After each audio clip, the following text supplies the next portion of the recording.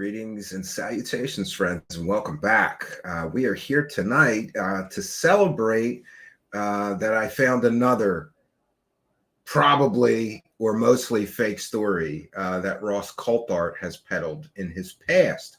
You may recall the fake story of the giant spaceship that he knows where it is. There's a giant spaceship buried somewhere on Earth, there's a giant spaceship, according to Ross Coulthart, somewhere on Earth that was just so big that they couldn't move it. So they built a building around it. And he knows where the giant alien spaceship is, but due to national security concerns and things being classified, he doesn't want to put anybody in danger. So he can't tell us where the alien spaceship is. The giant alien spaceship. That's one of his fake stories. That's my favorite of his fake stories. But you may also recall that shortly after his contract, shortly before his contract with 60 Minutes Australia was not renewed, some people say he got fired. He claims no, they were just downsizing. But I don't think it's a coincidence that his contract was not renewed shortly after an incredibly sensational story that he pushed that was completely and totally false. In which he accused many members of the British Parliament, I believe, of being child predators. And that entire story unraveled. And then Ross Coulthart's contract was not renewed with 60 Minutes Australia. Imagine that. But there was other fake stories like the Patchgate story, which we detailed here, in which Ross Coulthart used a proven liar and scammer as a source for his story. And now they're calling that lying, scamming guy a UFO whistleblower. So Ross Coulthart has been at the center of a great deal of controversy, I believe, due to his constant use of incredibly garbage sources that no real journalist would run with. In the case of the British Parliament story, it turned out that one of his sources was literally arrested for lying about his story in order to sue people and force them into big money settlements for his alleged sexual abuse as a child, which, by the way, it appears never happened. According to investigators who thoroughly investigated his claims, coming up empty. And then, of course, there's more fake stories from Ross Coulthart. And I found one that goes back a ways, but still displays that Ross Coulthart is a garbage peddling scumbag, not a journalist. He's a garbage peddling scumbag that will do anything he has to do to sell a story.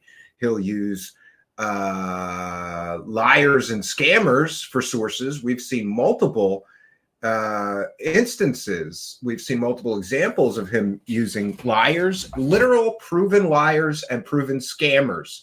He's used as sources for his salacious, sensational, clickbait garbage peddled stories. Somebody asked me, why am I so focused on his history? It's because, listen, if you would like to believe that this Dave Grush story is a true story, you should know just how many times one of the major people bringing us the Dave Grush story has been caught peddling completely and totally fake stories, or at the very least, having a complete and total lack of any real journalistic integrity or ethics, and is willing to use literal liars and scammers as sources for his stories. Now, I'm not saying Dave Grush is a liar and a scammer. That's still to be determined, I suppose. But, to those people who love to argue with me about the Dave Grush story, if Dave Grush really was a legitimate source of information and a real whistleblower, why would he go to a guy who keeps getting caught selling completely and totally fake stories to help him in the media? Wouldn't he go to somebody more reputable? Why would he go to somebody that keeps getting caught using literal liars and scammers as his sources? And again, I'm not saying that Mr. Grush is a liar or a scammer. That's basically, time will tell on that issue. However, it doesn't look good for Dave Grush that he's going to use a reporter that keeps getting caught using liars and scammers as his sources for his stories. Birds of a feather seems to apply. And it's interesting that apparently Dave Grush called a content creator called Dark Journalist. You may be familiar with his show. For an off-the-record conversation, and apparently Dark Journalist basically told him to stop hanging out with scammers if he wants to be taken seriously. And as harsh as I've been on Dave Grush, I do have to remind myself that he's a human being. Maybe he made a mistake going with these garbage peddlers when he should have went to someone more reputable.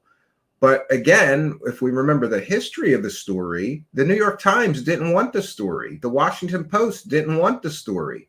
Who wanted the story? Garbage peddlers.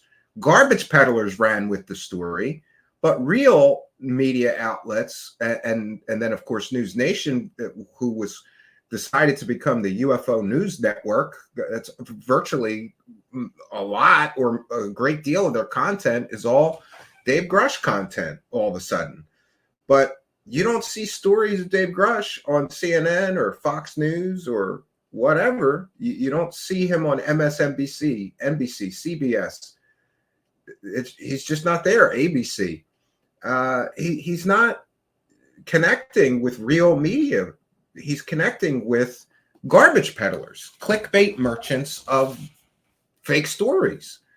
It doesn't look good for Dave Grush that he goes with somebody like Ross Coulthart. And I'm sorry, but I'm not an intelligence officer, but I'm pretty sure that a career intelligence officer knows how to use Google. He could have checked into Mr. Ross Coulthart's history of selling fake stories before he decided to, go with him as his. I think he's sort of the media handler. And again, I'm still getting argued with over this issue of my claim that the people selling the Dave Grush story have generated hundreds of thousands of dollars of monetized views. It's not that hard to figure out. Again, let's take an estimate of $10 per 1,000 monetized views. It depends on each YouTube CPM rate, what the payment would be per 1,000 views. Any YouTuber can check their CPM rate. Last I checked, ours is, I think, $7 or $8. I don't know. I haven't checked it in quite a while. My point being that all you have to do is go to News Nation and add up all the views from every story covering Dave Grush. They're into the millions and millions and millions and millions of views. Now, remember, it could be anywhere from $5 to $15 per 1,000 monetized views. A first grader could do that math, but I've got some idiot Falcon space scientist.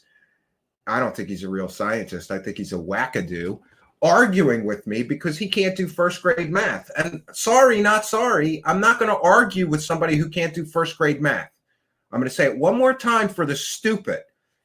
Add up all of the Dave Grush monetized views. And then for every 1,000 monetized views, they got paid somewhere between $5 and $15 per 1,000 monetized views. So, go do the math. How much money is being generated? Hundreds of thousands of dollars is being generated. And it's not just News Nation. We have Ross Coulthart. We have Jeremy Corbell, George Knapp, right? Chris Cuomo on his own channel talking about Grush.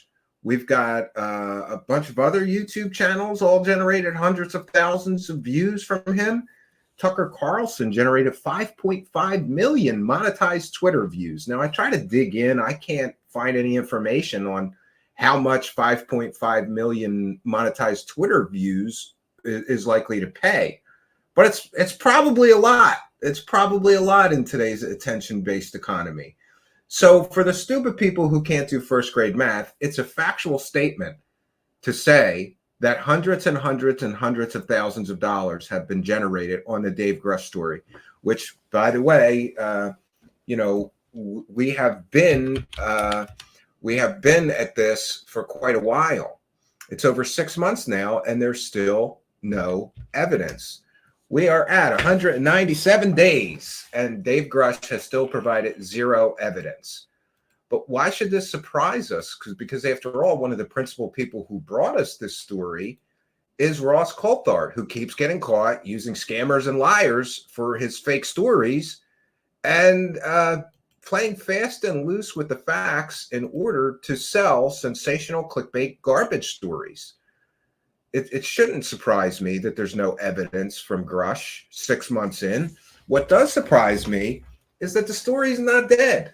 What does surprise me is that people continue to cover this guy when he has no evidence so far. And, you know, I've said it before, I'm going to say it again. Show me any other whistleblower that came out and made claims and then waited 6 months or a year before he showed any evidence of his original claim. Did Assange do that?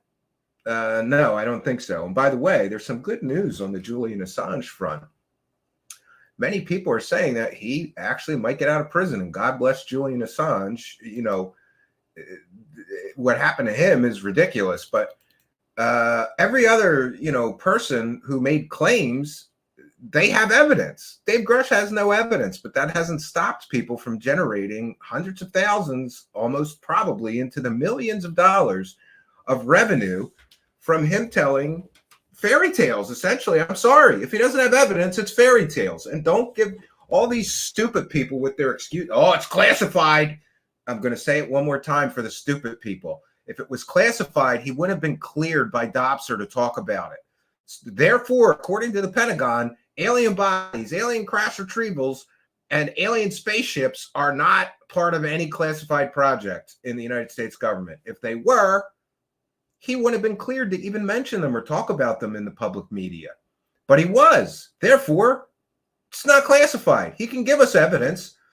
This is the greatest UFO. This may quite possibly be one of the greatest UFO alien grifts ever, because they're going to make more money than the alien autopsy film over time, I think.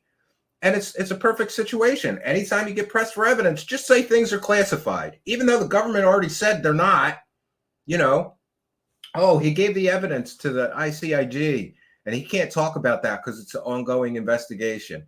Okay, well, how long does it take to investigate that? Because he made his, you know, debut here after he made the ICIG complaint. How long does it take for that investigation to conclude? And doesn't the United States government have a responsibility to correct this guy, this literal former mental patient who's running around getting all these huge interviews accusing, you know, everybody in the government of some vast major cover-up and conspiracy? I think they have a responsibility to set the record straight. And if it's true that Grush has no evidence other than UFO wackadoo friends of his who tell him stories, and it seems quite clear to me at this point that that's where we're at. Everything that Grush has mentioned came from a UFO wackadoo.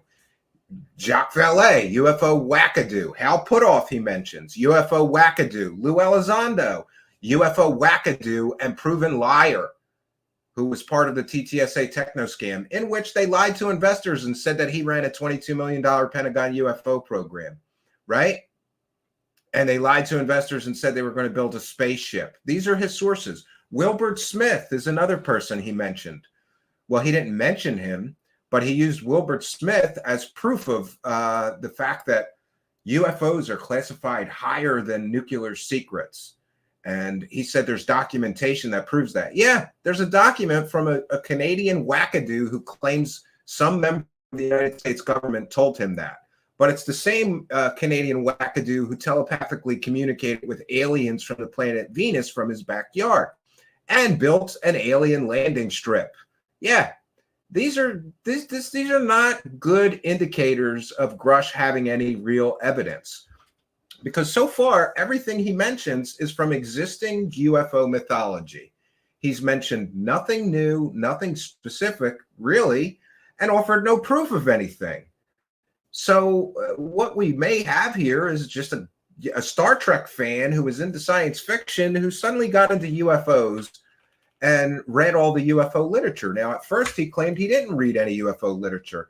he's literally told people about 3 or 4 different UFO books that they should read. So if he's not reading UFO literature, then where is he getting the book titles from that he's suggesting to people?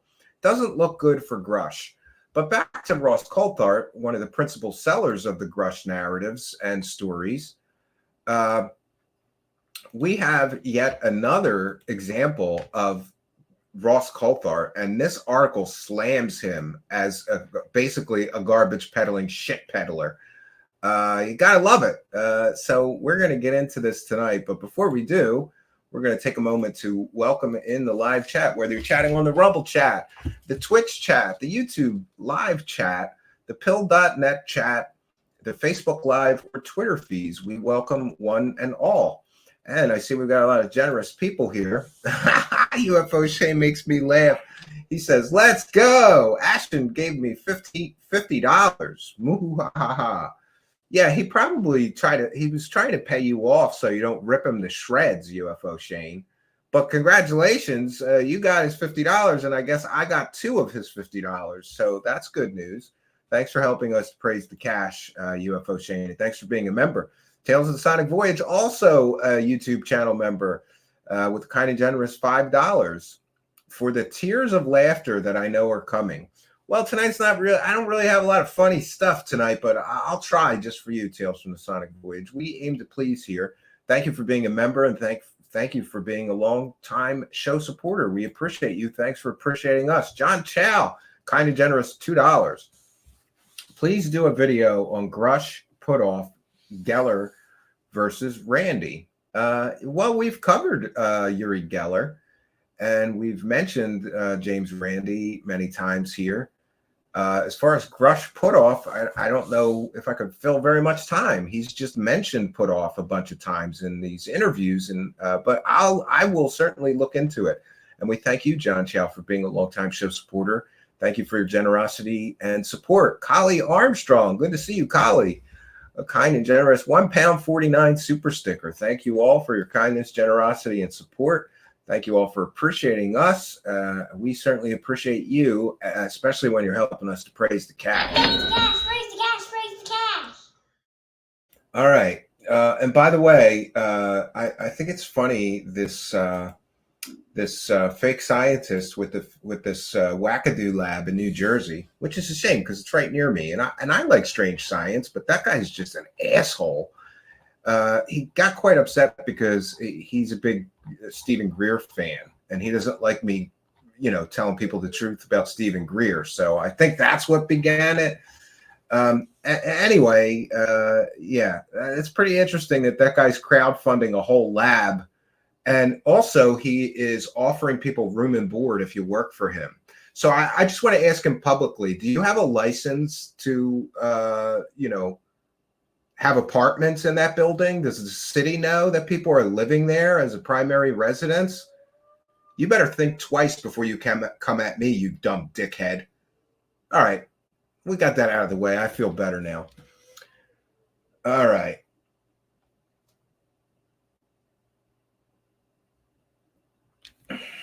All right, we're going to get into this. I don't know what people are talking about. Somebody banned somebody. Coulthart. Yes, his name is Coulthart. Did I say it wrong? I always say Coulthart or Coulthart. I don't know. Anyway, we're going to get into this article sent to me by a kind and generous viewer. I did not, despite all my digging for information on Ross Coulthart's sordid history of fake stories, I did not find this. A viewer sent this to me. They didn't wish to be named or acknowledged, but we thank them for their kindness in sending this to me. Combang takedown, a low point for the once great 60 Minutes. And this story is from July of 2017. Ross Coulthart is a fine journalist, a powerful television presence, and a wonderful writer.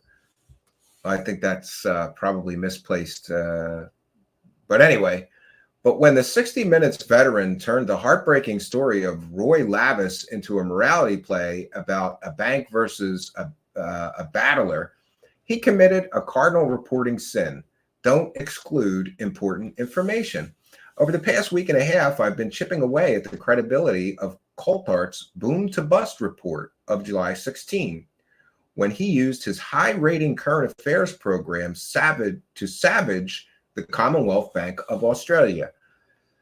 I don't doubt the passionate Coulthart had the best intentions, but the more I learned about the 2011 collapse of CEC Group from people directly involved in the Cairns property developer, the more convinced I am it was poorly managed and owner-extended company that got caught like so many others in the 2007 financial crisis. By placing the blame directly on the Commonwealth Bank, based on a strongly worded report from Small Business and Family Enterprise Ombudsman Kate Carnell, a once great television show has done a disservice to the Australian company. No lickspittle.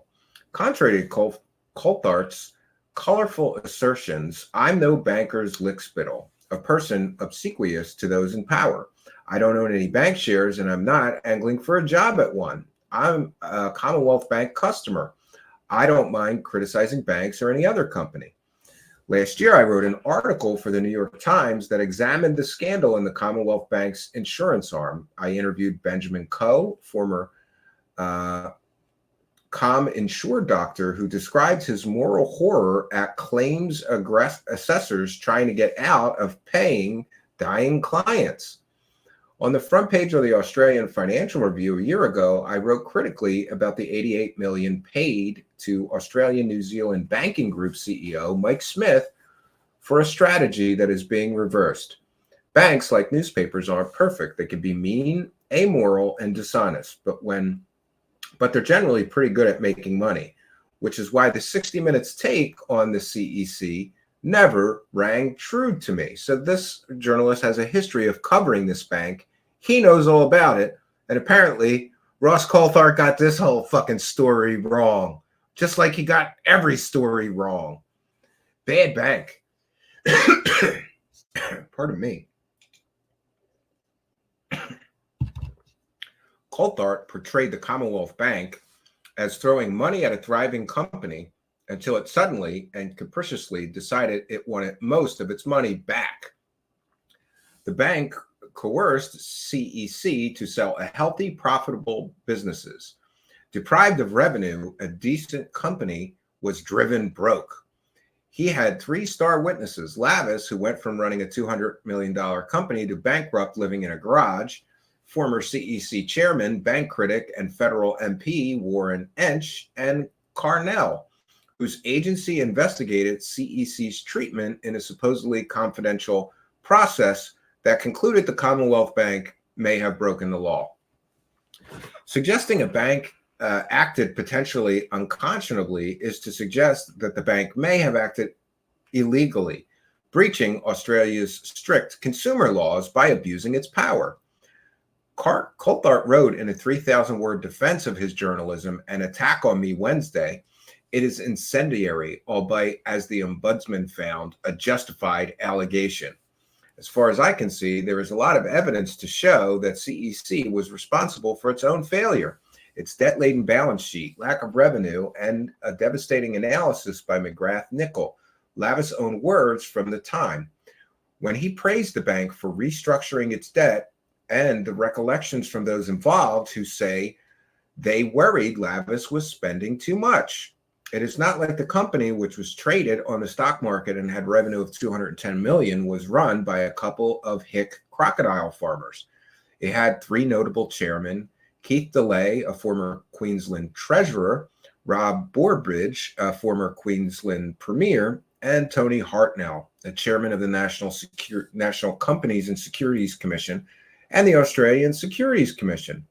Hartnell, who was on the board during CEC's rise and fall, says in hindsight it spent too much on land, given Coulthart portrayed the bank as aggressively and deliberately taking actions that since the CEC broke.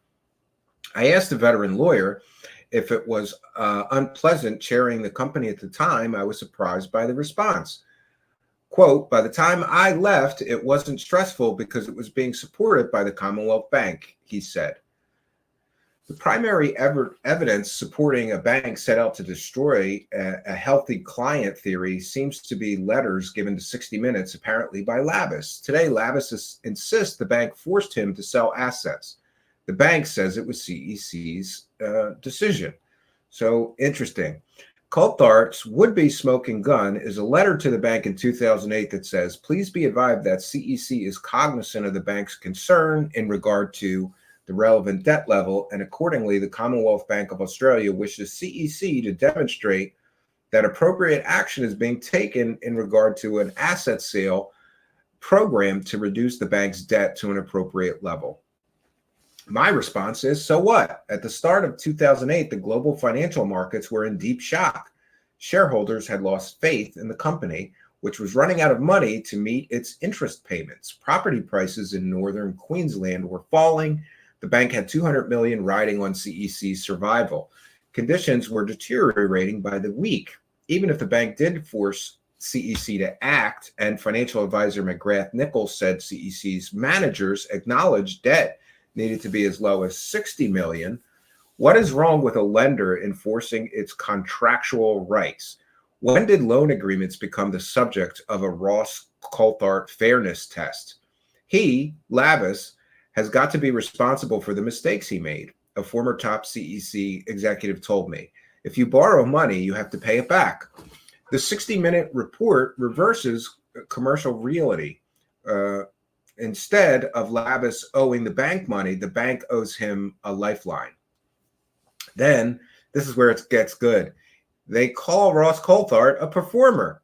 Television is theater, and Coulthart is a skilled performer. Lavis, Encht, and Carnell, all business or political veterans, got the good guy treatment in his report. In other words, he gave them the circle jerk. The defense witness, Commonwealth Bank Chief Risk Officer David Cohen, received tabloid TV treatment, harsh lighting, accusatory questions, direct contradictions, and interruptions. The few quotes used by Coulthart include one where the banker stumbles over his words, although a longer version of the interview was posted to the 60 Minutes website. So here we see that Ross Coulthart is using all kinds of deceptive tactics to make this shit story work, right? Just like he's doing in UFO land. In the report, it is as though the global financial crisis didn't happen. It gets a passing mention. Coulthart underplayed Encht's involvement in CEC, framing him almost as an outraged bystander by calling him a former director rather than reporting he was the acting chairman and involved in the debt negotiations. So he played fast and loose with the facts. He manipulated the facts to sell the story and craft it his way. The journalist has clearly been surprised and stung by the criticism. His essay, which is on the 9Now website, offers an eloquent insight into Australia's preoccupation with their banks and a vigorous defense of the reporting that relies heavily on Carnell's report. Playing the media. A former Liberal politician, Carnell knows how to play the media. Coulthart and Encht were told and repeated last week that I refused a briefing by her office, an allegation that suggests I wouldn't listen to its side of the story. This is a distortion. I declined off-the-record conversation because I couldn't see any benefit to the Financial Review's readers from information I wasn't allowed to publish or attribute. When offered an on-the-record briefing, I accepted immediately in writing at 2:48 p.m. on Wednesday. Carnell's spokesman said its staff member wouldn't be available until the following day. We spoke after Coulthart published his essay. Carnell, or her spokesperson, has never invited me to their offices, contrary to Coulthart and Encht assertions. So they're accusing this other journalist of, wrongdoing, and they're completely and totally wrong. Imagine that. Ross Coulthart got all the facts of this story wrong. When I complained to Carnell's spokesperson that it was unethical for the agency to share my communications with other media outlets, he said, I can't control private conversations. Then there are some trading allegations. Enst asserts in a letter to the editor that I told Carnell I was not interested in the briefing because I was only interested in a short grab for my articles. This is untrue, and I'm happy to make my text messages with Carnell and emails with her office available to show this.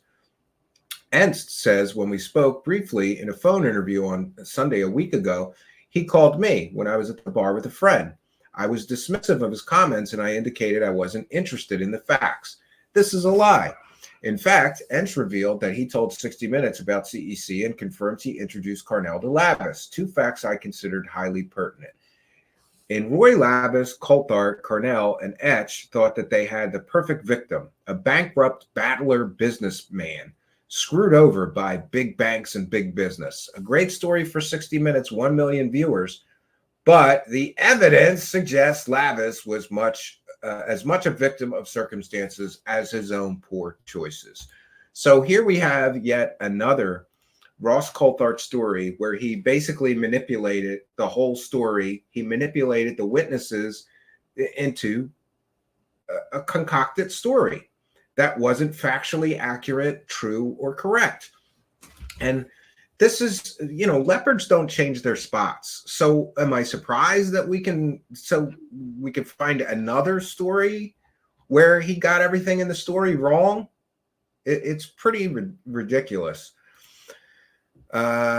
Screen name 123456789. I hope I don't have to say that every time I have to read one of your comments. Do you have any videos on Stephen Greer? Yes. On the desktop version of YouTube, you just go to our channel, hit the little magnifying glass, and put Stephen Greer in the search bar.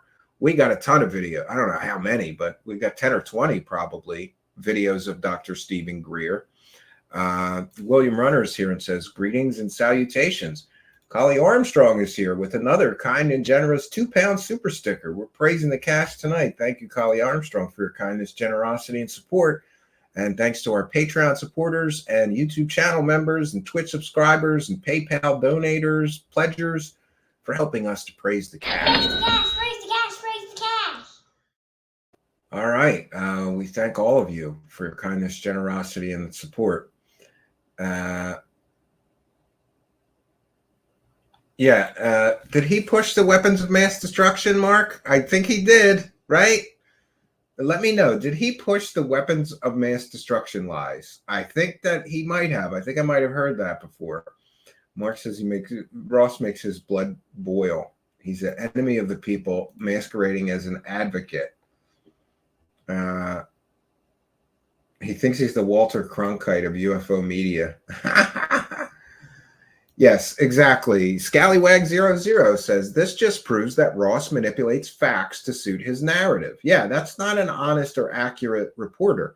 That's somebody who's, playing fast and loose with the fact to sell a story.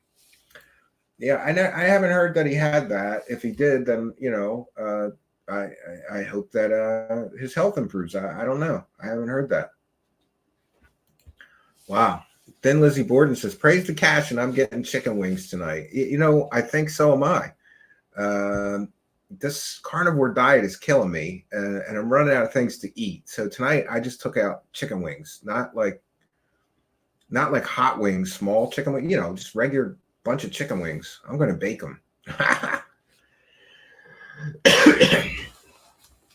I'm just neutral. I'm not fully aware of what is going to why and why there's so much friction between the UFO channel.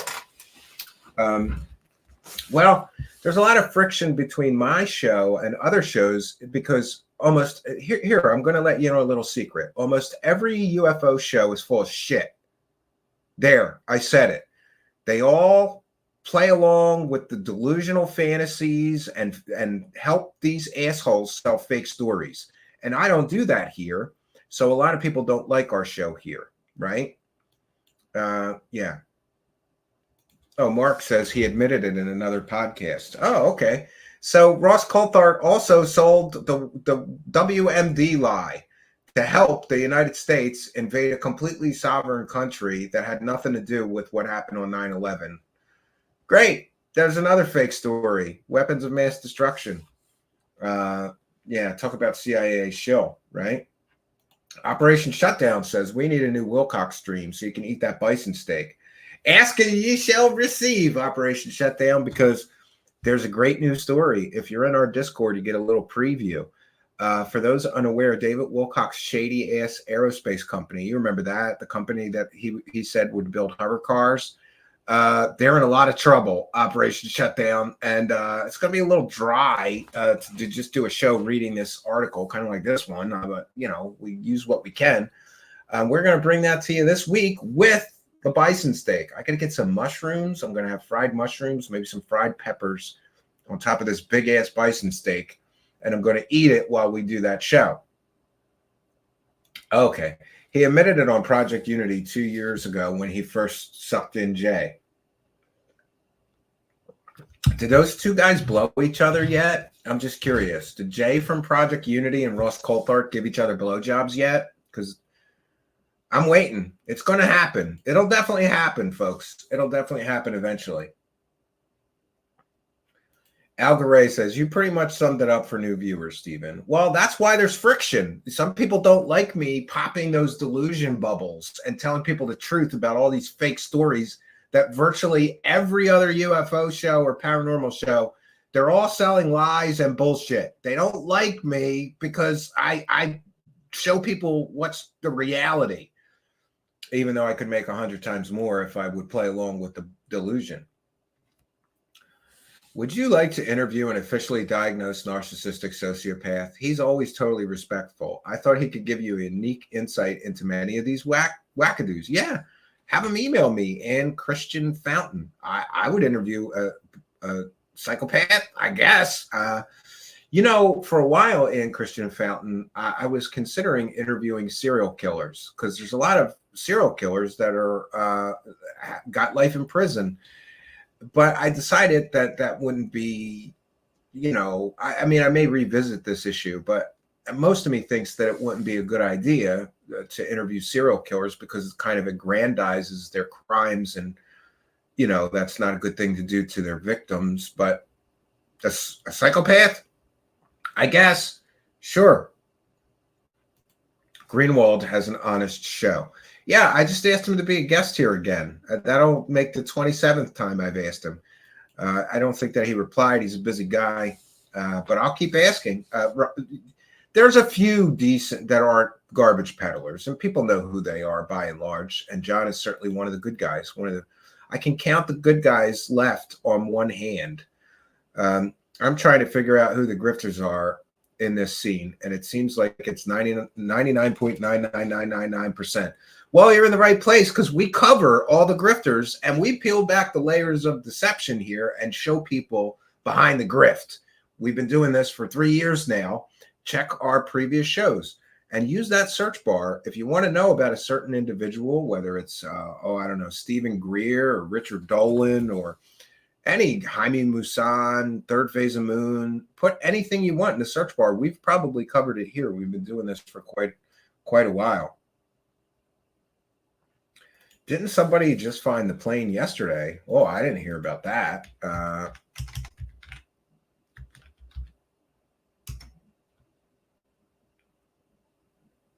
Whoa, 1 hour ago. Yeah, thanks. We're going to cover this. Bombshell in the mystery of missing Malaysia Airlines flight MH370 as veteran fishermen reveal shocking discovery. Oh, all right. We're gonna include that. Thank you very much, Ryan Jones. I did not watch the news today or catch up on the news, so I appreciate that. I wouldn't want to do this show about this MH370 and leave something like that out. Remember what I said. This clown, Ashton, if they find the plane, he's still going to keep going with this grift. Nothing has stopped him so far. Butthole excuses haven't stopped him. Virtual effects, real experts haven't stopped him, saying those videos are fake. The guy who took the pictures that were used to create the fake videos coming forward's not enough to stop him. He'll never stop, even if they find the plane, right?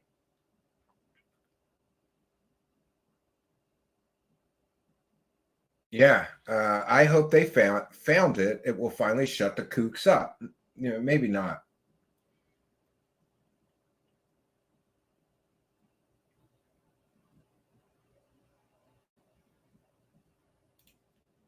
Ashton taking the full sip. Yeah, and we're going to get into that. In the description of the video here, I have put the link to the article that we just talked about. And I guess I should just sum up. Ross Coulthart is a bottom-feeding, garbage-peddling scumbag who, by the way, also agreed to take a paycheck to go after a bunch of journalists who correctly reported on a war criminal. He took a paycheck to discredit them. And he pushed weapons of mass destruction. And he lied about giant spaceships. And he uses liars and scammers and thieves for sources for his fake stories. So Ross Coulthart is a bottom-feeding, garbage-peddling scumbag. There, I said it. And hey, you might want to trust a bottom-feeding, garbage-peddling scumbag because you like the fake alien stories that he brings you. But if you got a brain in your head, you will understand, based on that man's horrible history of selling fake stories, promoting fake stories, over-sensationalizing fake stories. Oh, let's not forget the ball shaving story. You remember that one, completely and totally fake story, where he promised that they had conclusive proof of alien technology, all confirmed by this man. And then they cut to a shot of Michio Kaku. By the way, I reached out to Michio Kaku 10 times for comment on how he feels about being used in a scam, in a clickbait scam. No comment. Great. But Michio Kaku didn't confirm anything. That was another completely and totally fake story.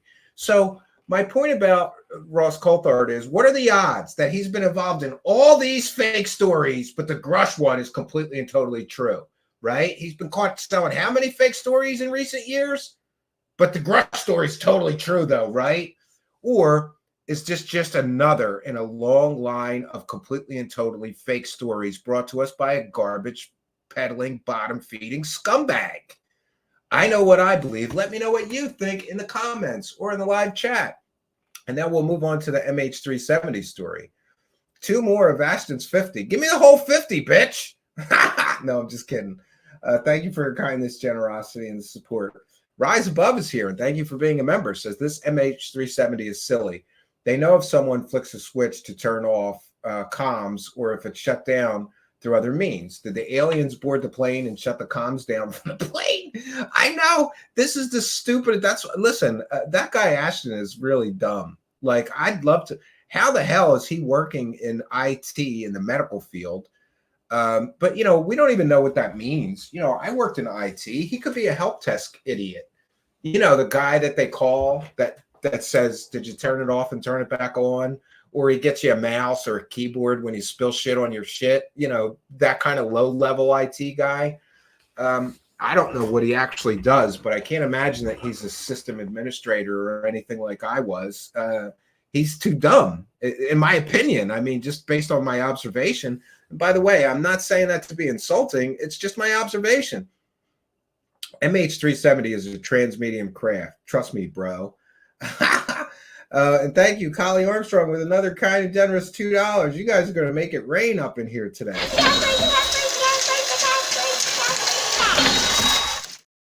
Praise the cash, bitches! Thank you all. So we'll move on to the MH370 portion. It's been a while since we've done this sort of 2 stories in one show.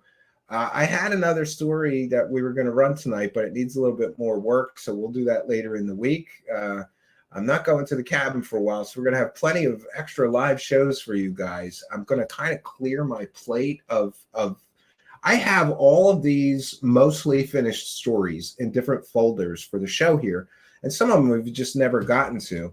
I've got an AI story. We've got the David Wilcox story. There's some more new information in the Charles Hall, originator of the fake tall white alien story, that we're going to bring you, and more.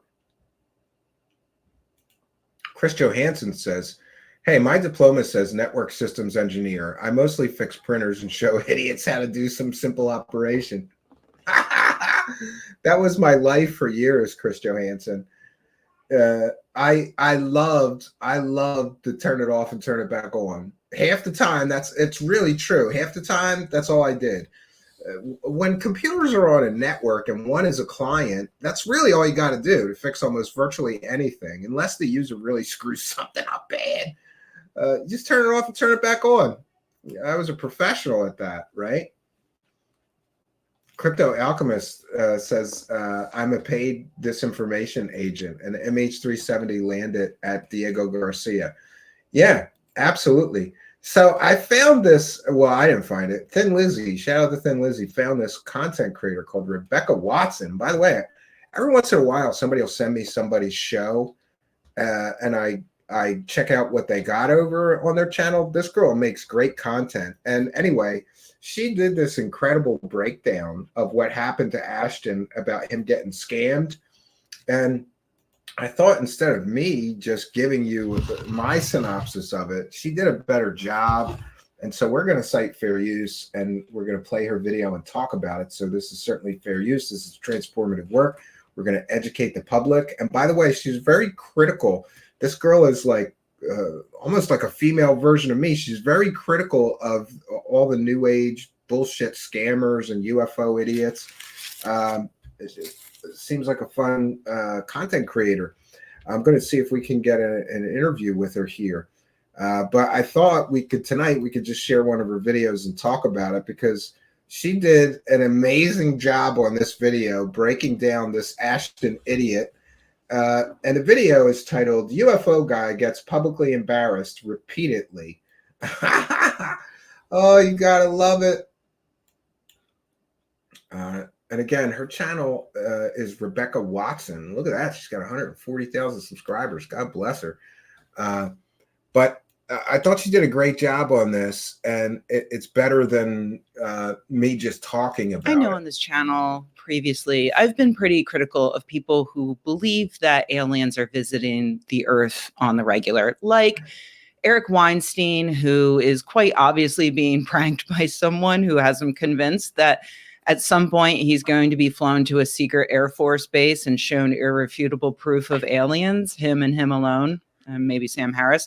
Or Avi Loeb, who is convinced that every expert in the world is wrong and that the first interstellar object to be detected entering our solar system is actually an alien craft. Yeah, Avi Loeb is a scumbag. I'm sorry, but he's still selling the book claiming that the Oumuamua was an alien spacecraft. It's been definitively proved that it's just a rock. Interesting rock, I guess, because it came from another star system and it traveled through ours. But it's just a rock. It's not an alien spaceship. So why is he still collecting money for claims that it was an alien spacecraft in a book? Shouldn't he take that book down?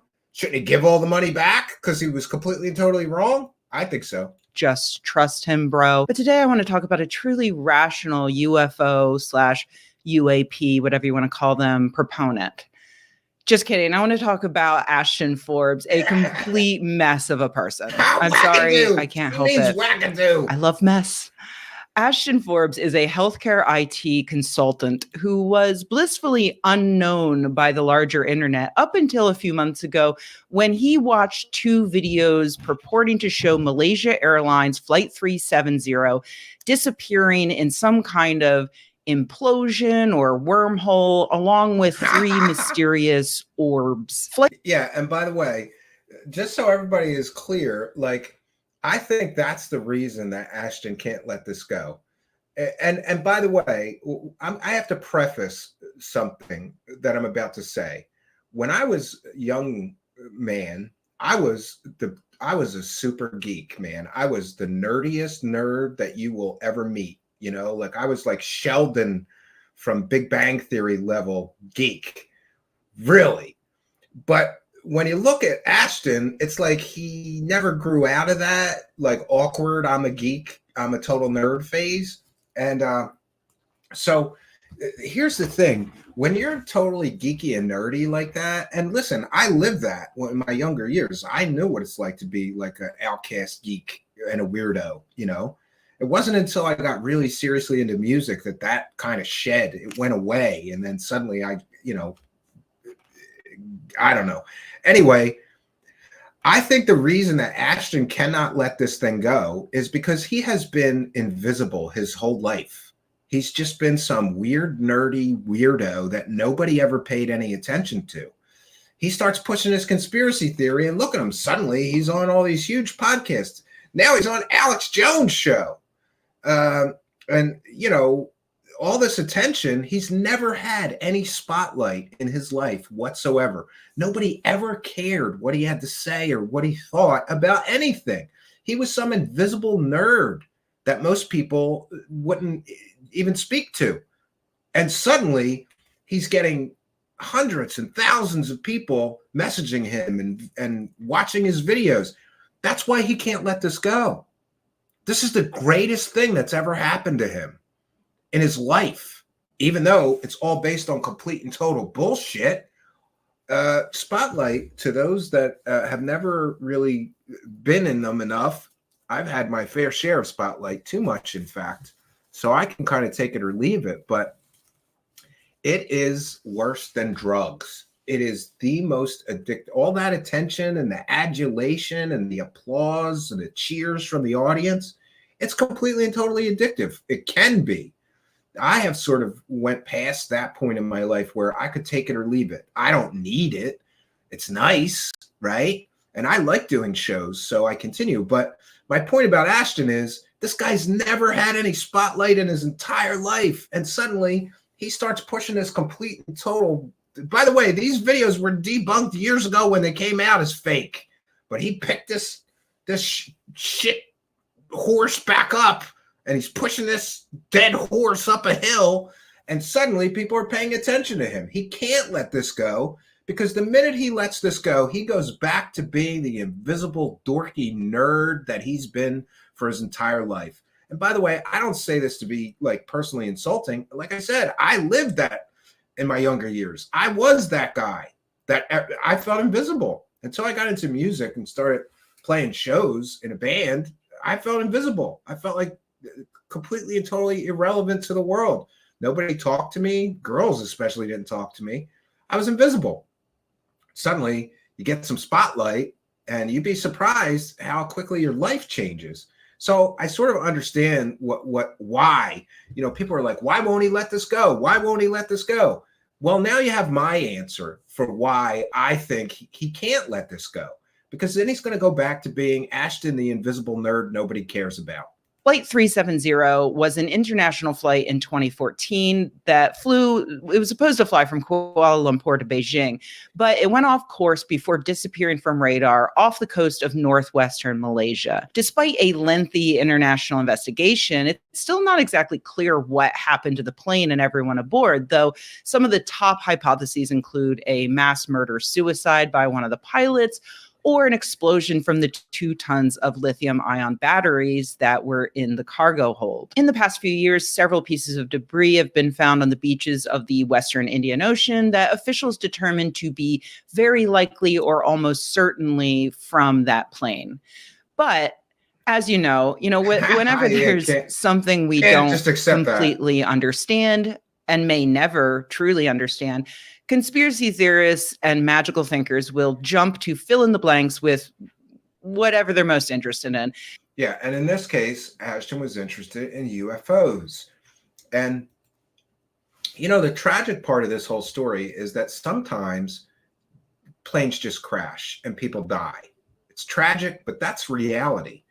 But everybody who has been promoting and profiting from this story, including Ashton, they just want to divorce themselves from a tragic situation and a tragic reality that sometimes planes just crash. And yeah, sometimes they're not found. Look how long. I guess they did eventually find Amelia Earhart's plane, but her plane crashed and they didn't know anything about it for years and years and years, decades. Tragedies happen. And this content creator is right. The conspiracy theorists rush in to fill the blanks and connect the dots. Even if those dots are, completely and totally disconnected nonsense, it doesn't matter. It's better than the boring reality. And I get it. That's why I think so many people are so interested in alien stories and UFO stories, because it's an escape from the boring, mundane, everyday reality. Today I had to make dinner and I was pissed off because nobody tells you when you get married that one of the hardest things that you're going to deal with in your marriage is what to eat for dinner, what to cook for dinner every day. Oh, life is boring. And these things, I believe, they offer us an escape from reality.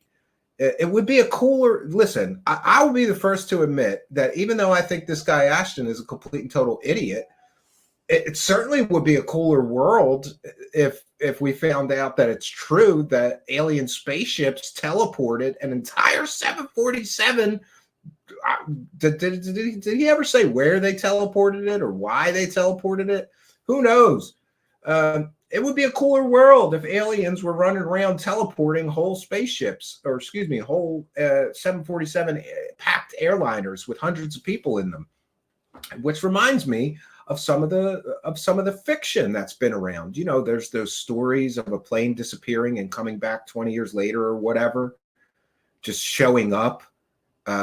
Close Encounters of the Third Kind. They found a bunch of planes from World War II. I guess those were teleported by aliens too. So the gist of Ashton's story is not new. These storylines have existed in fiction for years, maybe decades. It's just an escape from reality, I suppose. And yeah, it would be a cooler world if we lived in a world where aliens were running around teleporting 747s, but that's not reality. It's bullshit. Sorry. This whole story is based on completely and totally fake videos. And for this clown to not acknowledge that, and by the way, I did hear him comment that, oh, I only make a couple $100 off of this or something. Who cares? You still made a couple $100 off the tragic death of hundreds of people, and you're re-victimizing their families with this ridiculous conspiracy theory. And then people defend him and say, well, none of the families have complained about his coverage, and he's doing a good thing, still trying to find out what happened to the plane. No, he's not.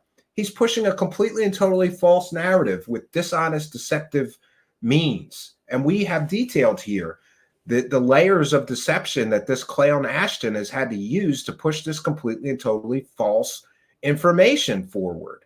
First of all, you have to pretend those videos aren't fake. They are.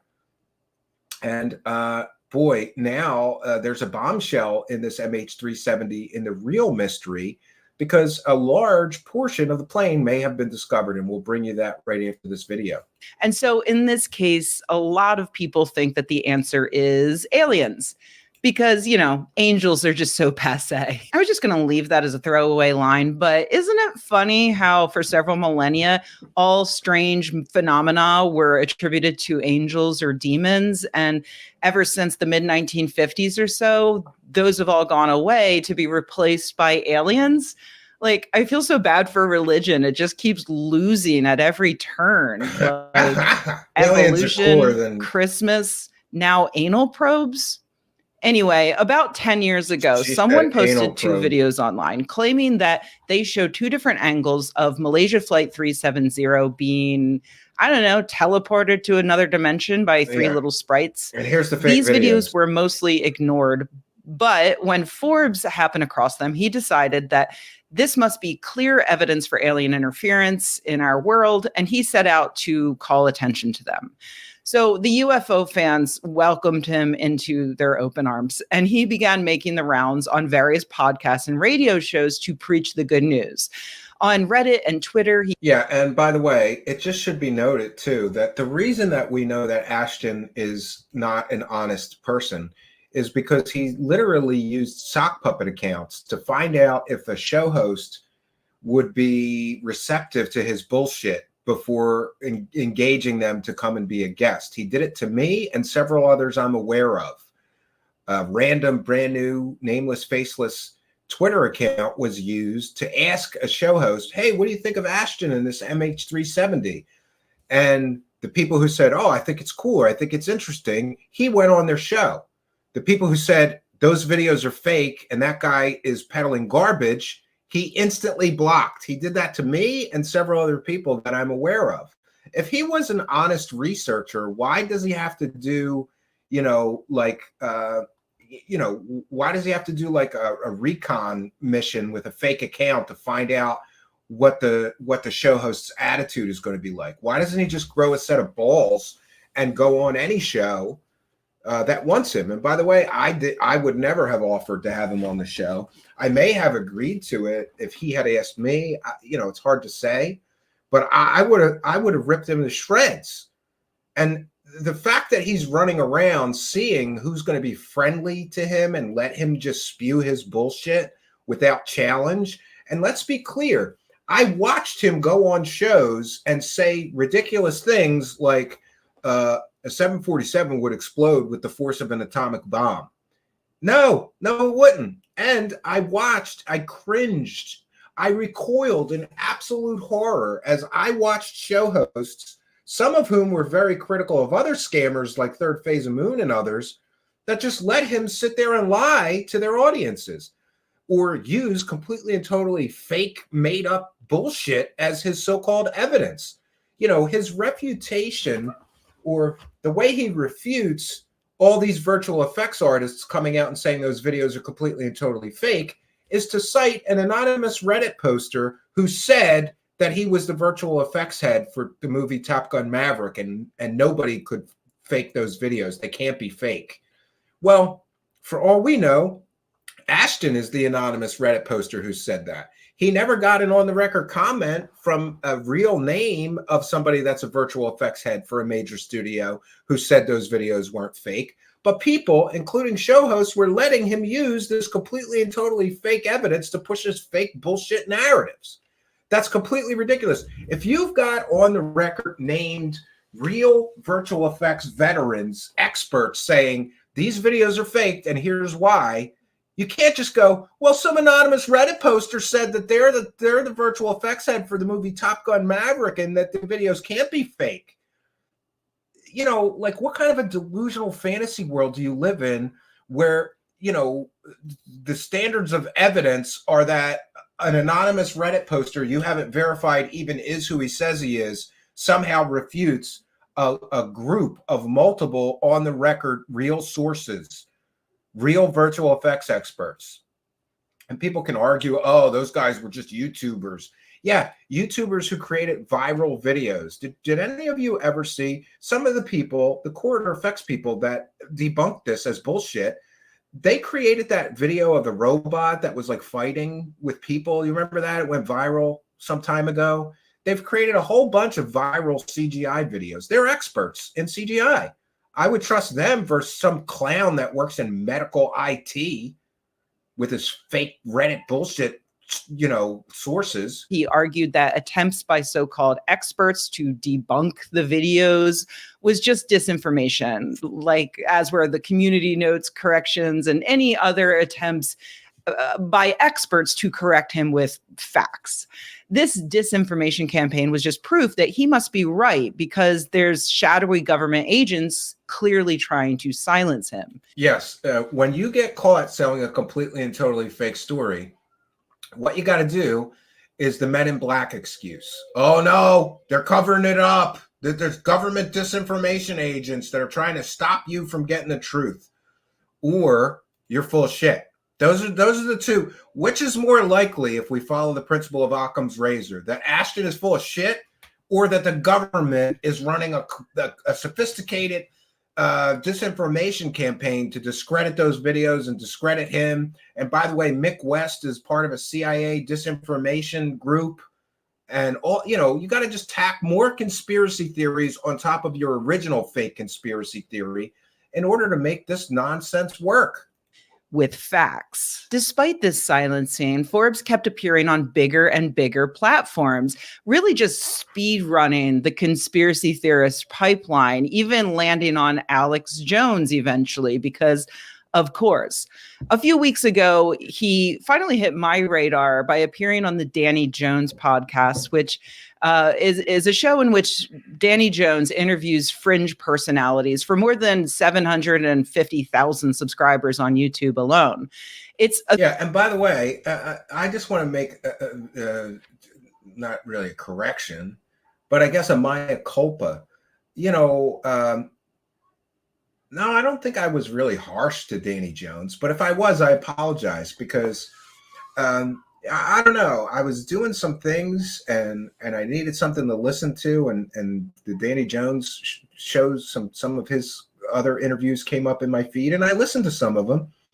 I think Danny Jones does a pretty good job, and good for him for being the one show host that pushed back on this clown.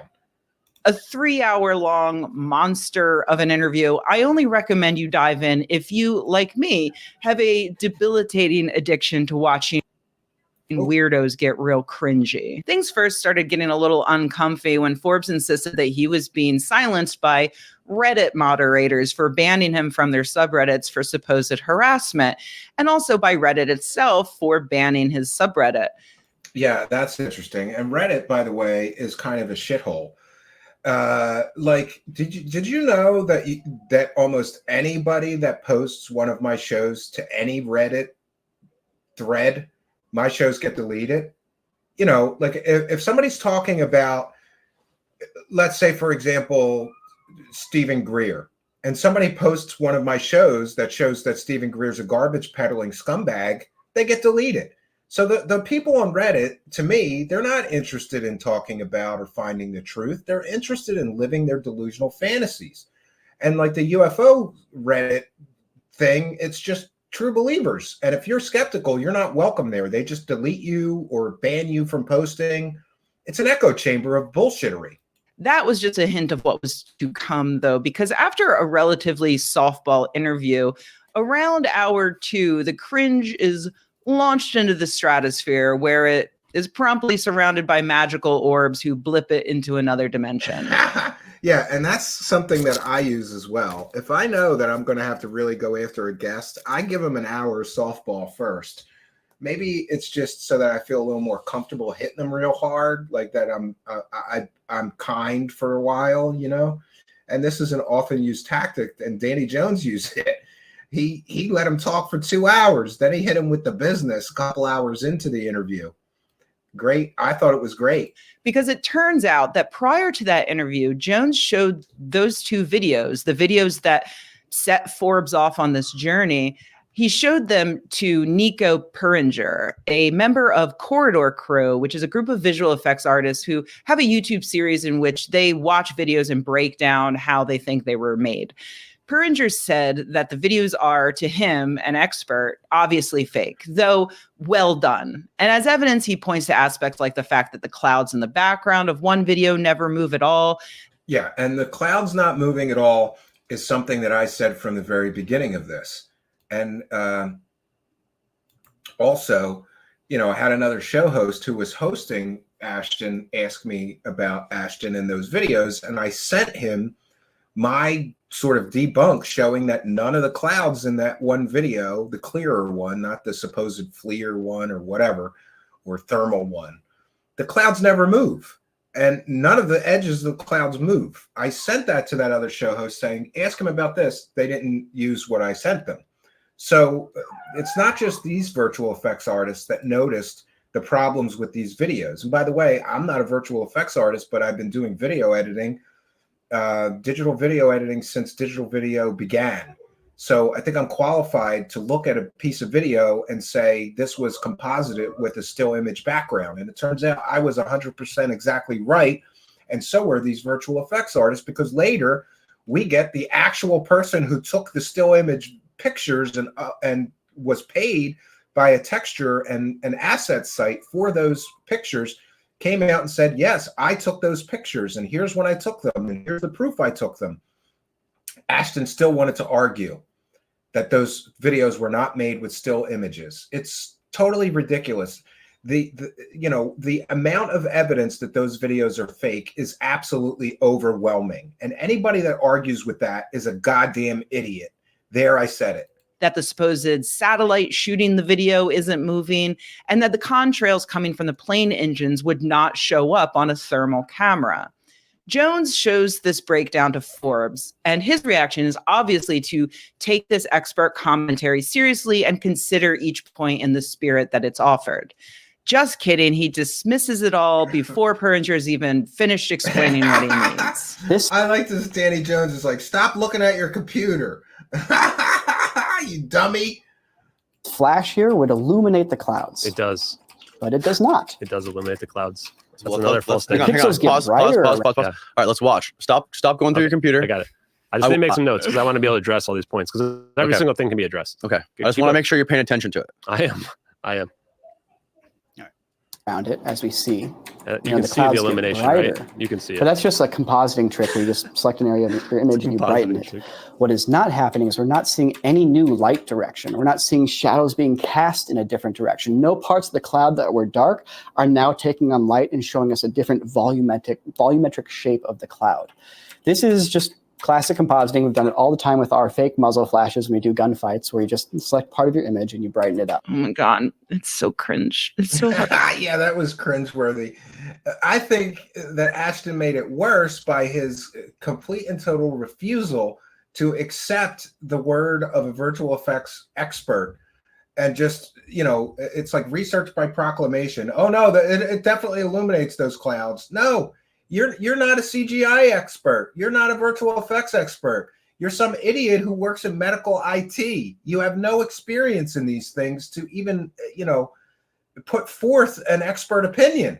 But somehow he's going to just refute the experts with bullshit, I guess. That was his strategy. Hard to watch, but the real kicker comes when Perringer reveals that he is in possession of the actual effect the original editor used to create that wormhole or implosion or blip or whatever. It was originally discovered by Redditors when they found that it was used in a video game in the mid-90s. And sure enough, Nico uses that effect to create an implosion that is exactly the same as the one in the video. Watch as he lays them over one another and adjusts the opacity so you can see just how close it is. Well, if we go back and forth, we see that they perfectly line up. They definitely not perfectly The lined. ripples are all in this same spot. The burnt-in dots here in the same spot. Wow. It's that element. Now, you might think that that is completely unimpeachable evidence that this was faked, but Yeah, because it is completely unimpeachable evidence that was fake. But Ashton and his idiot supporters, what they do is just try to muddy the waters. Well, the pixels don't match exactly. It doesn't match 100% exactly. When you get into compositing, there's filters, there's multimedia codecs that are used, whether it's rendered as MOV file or MP4. There's different codecs. It wouldn't match 100% pixel for pixel exactly, but it's so goddamn close. Then their argument was, well, they only matched one frame and it doesn't match entirely. No, somebody went through and matched a whole bunch of the frames, but that still wasn't enough for this idiot. But according to Forbes, you would be wrong. Why? I present to you the Forbes theory of universal butthole homogeneity. This is like saying that my butthole is your butthole because they're similar, right? It's not, we don't have the same butthole because of that. My butthole and your butthole are not the same butthole, Danny Debunker. Oh, 1 second. I forgot to mirror this, so let me just fast forward through the commercial here. 1 second, friends. Oh, the butthole defense. Forever in history, that will be the stupidest defense that any conspiracy land grifter pusher has ever used, the butthole defense. I'm going to use that. If I ever grift and I get caught grifting with a fake story, I'm just going to use Ashton's butthole defense. Goes on to make it really clear he just doesn't understand how special effects work. He thinks that because the effect as it appeared in that video game in the 90s doesn't look exactly the same as it looks in the video. Again, that can be accounted for by different compression ratios, different file formats, different filters that may have been applied over the main scene. He thinks that it can't be the same. I mean, I only know enough about video editing to cobble together these YouTube videos every week, but even I know that you don't insert an effect by literally copying the final product from another video and pasting it into your video.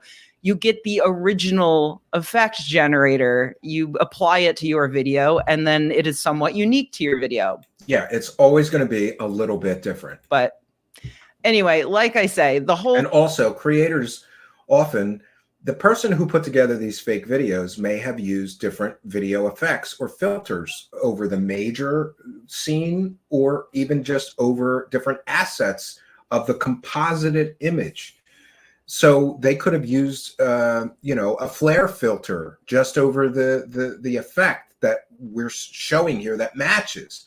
There's 100 reasons why it might not match exactly 100%, but it matches so close in so many of the frames for Ashton to pretend that that's not the way that this was created shows that he's not honest. He's just trying to keep this conspiracy bullshit going at any cost, even at the cost of people knowing what an idiot he is. 3 hours is incredible. If you're at all interested in the psychology of a conspiracy theorist, Forbes is what we call a true believer who is so deeply invested in this, not just as something he believes, but as a core part of his identity. Yeah, because up until now, nobody ever paid any attention to him. So of course he's going to glob onto this, and he's never going to let this go. I guarantee it. You know, Perringer is so nice, so clear, so good at explaining his expertise to a lay audience. And he even goes above and beyond by pointing out that the videos are really well done, and it's understandable that non-experts would think that these videos are real. Perringer is so good at this that after watching this, I actually went and subscribed to his video site, corridordigital.com. Yeah, and so did I as well. These guys are they make pretty interesting content. So that I could see his full breakdown. They're not paying me to say that. They're just good, you know. But even with this pitch perfect explanation, or debunk, to use a mean term, that's not saying much. Forbes doesn't even begin to consider the idea of changing his mind. In fact, he's barely even listening to Perringer in the first place. Dismissive is actually too forgiving a word to explain his attitude. It's like describing visual effects to a bowl of pudding. A bowl of pudding that is actually really rude and full of itself, because Forbes goes on to accuse Perringer of lying, being lazy, of being less knowledgeable about visual effects than a healthcare IT consultant who first got interested in this in August. But friends, unfortunately, that is not where our story ends, because I'm not the only one who noticed that Forbes is both hopelessly deluded and incredibly arrogant. Yeah, that's the arrogance of this guy to say, hey, fuck all these experts. I know better. I'm a healthcare IT worker, and I know better than veterans in the virtual effects industry that have been using the same techniques used to create this fake video for decades. I know better than them. And by the way, Mr. Ian is here, and it's Mr. Ian's birthday. The man with the golden voice, our announcer, Mr. Ian, his birthday is Thursday. So everybody in the live chat, wish him a happy birthday. On Friday, we're going to be doing a panel show here, 9 p.m. Eastern, for both his birthday, and I think it's then Lizzie Borden's birthday as well. So we'll have a virtual birthday party here, open topics, open panel. You too can join. That'll be this Friday at 9 p.m.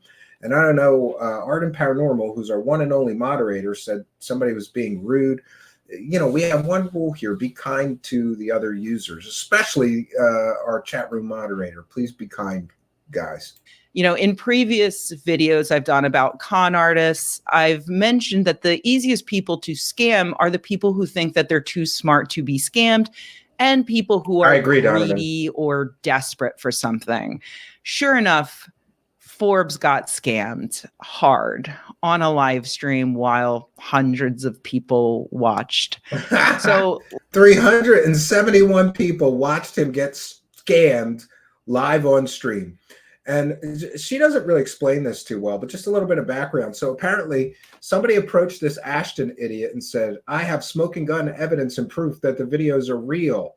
And you need to give me $3,000 and I'll give you the smoking gun evidence and proof that the videos are real. And Ashton fell for it and gave this scammer $3,000. And then he found out live on his own stream that the videos were bullshit.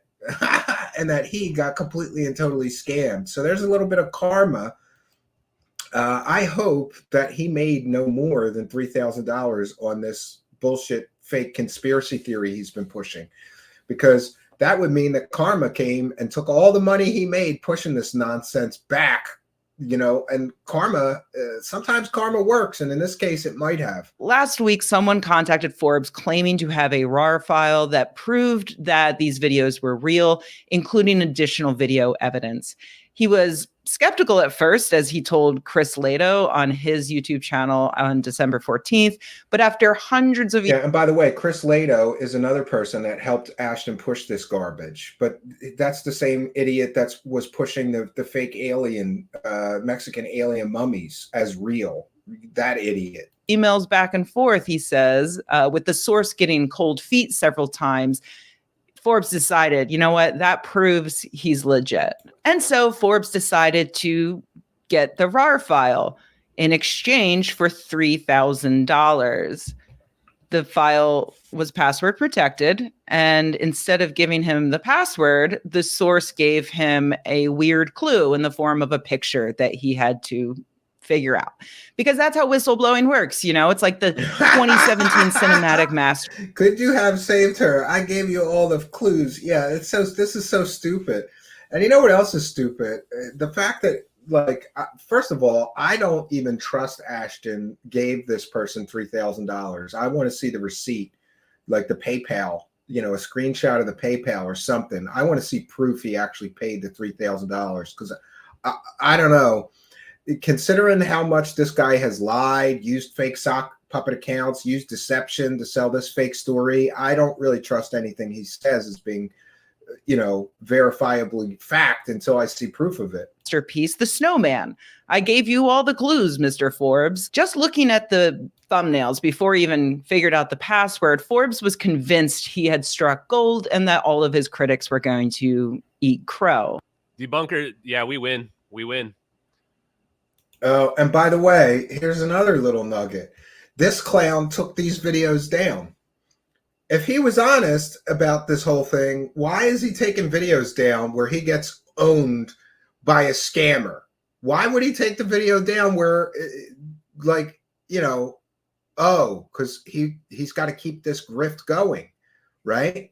And talk about self-righteous, right? Like, oh, I'm going to shut all you debunkers, lose. All you debunkers, fuck you. We've got the evidence. We've got the, oh shit, it's all fake. Debunkers are on suicide watch. Debunkers are on suicide watch right now. Debunkers took this video down, by the way. Watch. But don't worry, I got a copy of the whole thing. Yeah, we're gonna permanently destroy the credibility of the Corridor crew for the rest of their lives, and the podcasters that came at us. Permanently destroy their credibility. Oh, while he was live streaming. Oh shit! I must be included in that, because I've been saying that this whole story is bullshit since this Ashton guy started first making the scene. And just so everybody's aware, I am not on suicide watch, and I have no plans to unalive myself. Just putting that out there, Ashton, you dummy. On his own channel, the dastardly puzzle was solved. The password was the name of the file with an extra digit added, and he readied himself to become the greatest UFO researcher of all time. Here's what happened. Yes! Yes! Dumb dickhead. Yes! Holy shit! Holy shit! MQ-1C Gray Eagle! Holy shit! Holy shit! Oh, yes! Yeah. Oh my god, I'm gonna get killed. He thought, oh my god, I'm gonna get killed for this. Yeah, they're gonna murder him. Yeah. He thought he was gonna be able to shut up Corridor crew, me, and everybody else that's been saying this whole story is bullshit since it started, right? And let's think about this for a minute. He was so desperate to prove everybody else wrong that he was willing, apparently or allegedly, he was willing to pay $3,000 to some rando on the internet who claimed that he had smoking gun evidence and proof that the videos were real. Holy shit! Holy shit! Holy shit! Whoa! Look, we gotta look at the other one. Oh, the password's cracked. By the way, I have this file. And it's nonsense. That the file has the original videos in it and a PDF, and then it also has like some videos of some random guys in like Looks like a factory or something. In other words, he got scammed, and what he was sent for his $3,000 was horseshit. Password was cracked. Holy shit. It's the stereoscopic drone video, or stereoscopic satellite. Holy shit. Are you tired? Oh, hold on a second. I apologize. 1 second, friends. I'll put it back right now. Sorry about that. I forgot to mirror this before the show. Usually we mirror them so we don't have to worry about the commercials. And by the way, the link to this content creator's video, which we are sharing right now, I encourage you to check out some more of her content. I think she's a great content creator. So look at that, 296 people watching him get owned by a scammer live on his own YouTube channel.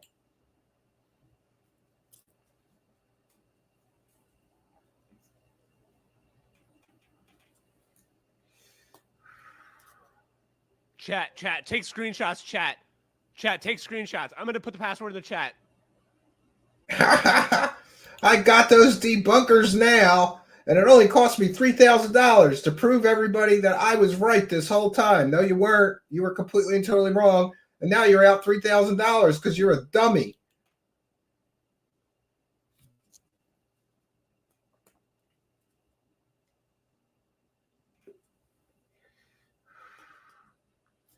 There's a moment here when he realizes that he got fucked. It's coming. And the fact that he deleted these videos is telling, right? Why would you, if you're an honest researcher, why would you delete these videos? Because you don't want people to know that you were dumb enough to get scammed? Yeah, the file was just a declassified manual for a drone. You can find it if you Google the name of the drone. It's the first result. So he's down $3,000, but of course... Yeah, down $3,000 for being a dummy. That's how desperate he was to prove all of his detractors are completely and totally wrong, and he's right. He's not out, not yet. No, he just deleted all of those live streams about the scam and forged ahead, pretending that he never fell for it. Not that hard.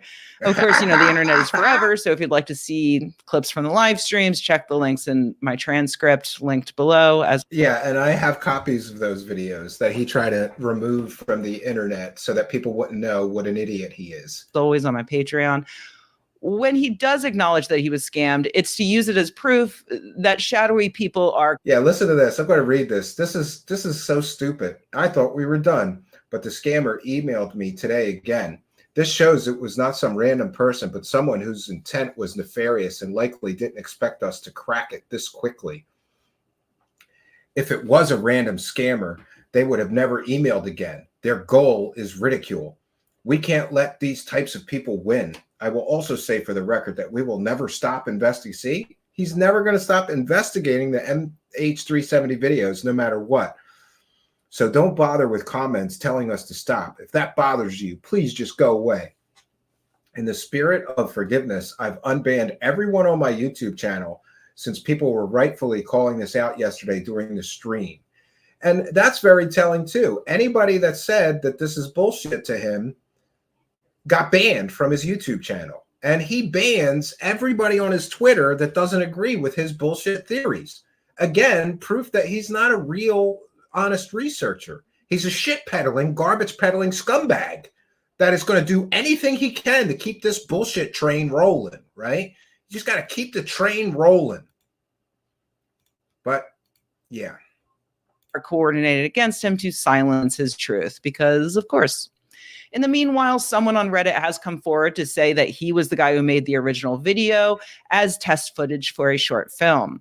He described in detail how he did it, confirmed that he used the video effect from the 1990s, and as a bonus, he revealed that he has dabbled in kink and erotic photography and says, quote, I've photographed a butthole or two in my time. They are not the same. Butthole. Yeah, that's great. I've dabbled in kink and erotic photography, not as a job. That is video post-production, mainly virtual effects, color grading, and mastering. But as a hobby, I've photographed a butthole or two in my time. So this person who claims that they originally faked the video, and again, take it with a grain of salt, it's an anonymous Reddit poster. is defending Ashton's butthole defense, that not all buttholes are the same. Holes, like combustion-based 90s VFX elements, are more like fingerprints. No two are alike. Is he telling the truth? I do not know. Anyone can go on Beyonce's internet and tell lies about VFX and buttholes. What we do know for sure is that it can be very costly to cast yourself as the main character in your own real-life conspiracy whistleblower movie. Unfortunately, I suspect that this won't be the last time someone scams Forbes, and I further suspect that he's going to continue to get interviewed by popular podcasts. Hey, you know, I wonder if Eric Weinstein is looking for a good guest. God help me, I'd tune in. I would tune in too. I'm If Eric Weinstein interviewed this idiot, I would watch it. I'll be the first to admit. I'm sick. I love mess. All right, so that's it for this video. So, you know, Ashton essentially gets scammed. But here's where it gets interesting. The MH370 story, the real story, not the conspiracy story, you know, they have been searching diligently for the remains of the plane. And in the Daily Mail today, there is some new information about the wreckage of the plane. I'm going to share that with you now, citing fair use. This is transformative work. We're educating the public, and we'll be using this article just to educate and inform my audience here. Bombshell in the mystery of missing Malaysia Airlines flight MH370 as veteran fisherman reveals shocking discovery in the sea south of Australia. Kit Oliver, 77, has claimed he pulled up what appeared to be the wing of this missing jet off the southeast coast of Australia in September or October of 2014. The final resting place of the downed plane, which disappeared March 8th, 2014, with 227 passengers and 12 crew members aboard, remains unknown. Oliver said he told officials at the time, but they said it was a shipping container. An Australian fisherman's broken net could be the clue that finally unravels the mystery of what happened to the missing Malaysia Airlines flight MH370, the final resting place of the downed plane, which disappeared on March 8th, 2014, remains elusive despite the most extensive search at sea in world history. Now, 9 years after the plane's disappearance, retired Australian fisherman Kit Oliver, 77, has come forward to reveal his deep-sea trawler pulled up what appeared to be the wing of a commercial airline around 55 kilometers off the southeast coast of South Australia in the Southern Ocean in September or October 2014. So that's interesting. Mr. Oliver told the Sydney Morning Herald that he was trawling in his secret spot for prized fish species when his net snagged on something large, which it struggled to bring to the surface. It was a bloody great wing of a big jet airliner, he told the paper. I've questioned myself. I've looked for a way out of this. I wish to Christ I've never seen a thing. But there it is. It was a jet's wing. Because he had held a pilot's license, he was confident that the wing was larger than any on a typical private plane. The only other surviving member of the trawler, V.N. Jane's crew, George Curry, also corroborated Mr. Oliver's claim to the newspaper. It was incredibly heavy and awkward. It stretched out of the net and ripped it. It was too big to get up to the deck, Mr. Curry said. As soon as I saw it, I knew what it was. It was obviously a wing or a part of it from a commercial plane. It was white and obviously not from a military jet or a little plane. After struggling all day to free the object, Mr. Oliver ordered his crew to cut the $20,000 net free and let it drift back into the comparatively shallow depths of that part of the Southern Ocean. Mr. Oliver told Sydney Morning Herald's Tony Wright he could locate the spot, which was about 55 kilometers west of the South Australian town of Roby, and shared its GPS coordinates. He says he tried to tell authorities of his find soon after returning to port by phoning the Australian Maritime Safety Authority. A few hours after making the call, he was contacted by an official who told him the find was likely a shipping container that had fallen from a Russian ship in the area off of Robe. Mr. Oliver believed it was the right thing to go public with this find if it can help the families of those aboard the MH370 finally know the fate of their loved ones. Earlier this year, families of those on board MH370 called on the Malaysian government to allow the American seabed exploration firm Ocean Infinity to mount a new search for the missing plane. So that's interesting. In 2018, Malaysia engaged Ocean Infinity to search for the aircraft in the southern Indian Ocean, offering to pay up to $70 million if it found the plane, but its operation came up short. The firm's search came after Malaysia, China, and Australia ended a fruitless 2-year, $200 million underwater hunt in January 2017 after finding no trace of the plane. A grouping of relatives of those aboard the plane urged the Malaysian government to accept any proposals from the firm on a conditional fee basis, such that the firm would only be paid if successful. Ocean Infinity, over the last 12 months, have made real progress working with many people to further understand the events in 2014, Voice 370 said in a statement, following a memorial event to mark the 9th year since MH370's disappearance. Ultimately, this has greatly improved their chances of conducting a successful search. So isn't that interesting? And, you know, I get that it's just that he claimed they pulled up a jet wing, but his account is corroborated by another crew member who agrees that, yes, we pulled up the wing of a large commercial airliner in the middle of the ocean. Interestingly, he gave those GPS coordinates. So there is a lot of signs pointing to the fact that they may finally find the location of the major wreckage. So far, a few things have washed up, but not a major percentage of what would be the wreckage from the plane has not been located yet. I think that they will eventually find the plane, and one has to wonder, what is Mr. Austin Ashton here going to do if they do find the plane? I think that he is going to double down. He'll say that that's not the real plane. They fake the wreckage or something. He will never let this grift go.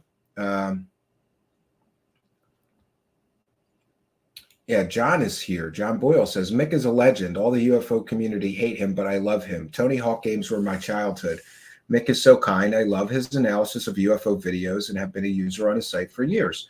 Yeah, I think, Mick gets a bad rap. I think he does good work, and it always amazes me, all the hatred he gets from the UFO people, because I feel like, do you not want to know if a UFO video is not what people claim? Do you not want to know when something is completely fake? Is he just supposed to keep his mouth shut so that you can live in a delusional fantasy world, right? And John Boyle also says, I was a huge Lazar fan for years, but damn, not sure what to think now. His story has always been one I actually did believe rather than Travis Walton, etc. Yeah, I grew up with the story. I first started following the story when it came out in 1989, and I was a young man, but I was intensely interested in aliens and UFOs, and I thought that Lazar confirmed it was all true. They really do have alien spaceships. But once you dig a little bit deeper, you find out that he's not who he appears to be. His education is fake. He's a fake scientist. So the whole story begins with a lie. The wing is currently in Corbell's attic. New video next week by Jeremy Aliens. Found MH370 wing and left it in his possession. Yeah, Donovan says he's too deep into this. He's never going to let this go. Art and Paranormal says Mick is very thorough in his work. Yes, I truly believe that. Travis was his friend's wife Betty doing the wild thing, not abducted. Yeah, could be. I did my research watching Unsolved Mysteries with Robert Stack. One of the reasons my show is here is because of Unsolved Mysteries. It's one of the, if you haven't noticed, we try to do like smoky, weird effects and stuff. That's growing up watching Unsolved Mysteries. Donovan, my father and I were very different, but the one thing that we could get together on was every time Unsolved Mysteries came on, he would pop some popcorn, we'd get some snacks, and we would always watch Unsolved Mysteries together. I loved Unsolved Mysteries. Rest in peace, Robert Stack. Freeman ripped Lazard's educational background apart. Yeah, and it gets worse because in more recent times, Scallywag, somebody located his bosses at Los Alamos, who all confirmed he was never a scientist at Los Alamos. He was a low-level electronics technician. I got the Bob Lazar sport model. So did I. Somebody owes me $30. It was accurate and to scale. Sure it was. Mike Rogers, the drive for Walton, has thrown Travis under the bus many times, albeit Mike seems a bit unstable himself. Yeah, apparently Mike Rogers drinks a lot and then he talks shit. And then when he sobers up, he takes it back or he deletes the posts. Remember, he famously at one time he said, "I'm no longer to be considered a witness in the Travis Walton alien abduction case." Then he took it back after Walton made the money situation better for him. Suddenly he he he changed his tune once he got paid right. Mark Tarana's here. Longtime show supporter, and thanks for being a member. Says, "Afternoon, everyone. Well done, Cambian. You ruined many of the great stories." Yeah, sorry. I'm terrible with this. Yeah.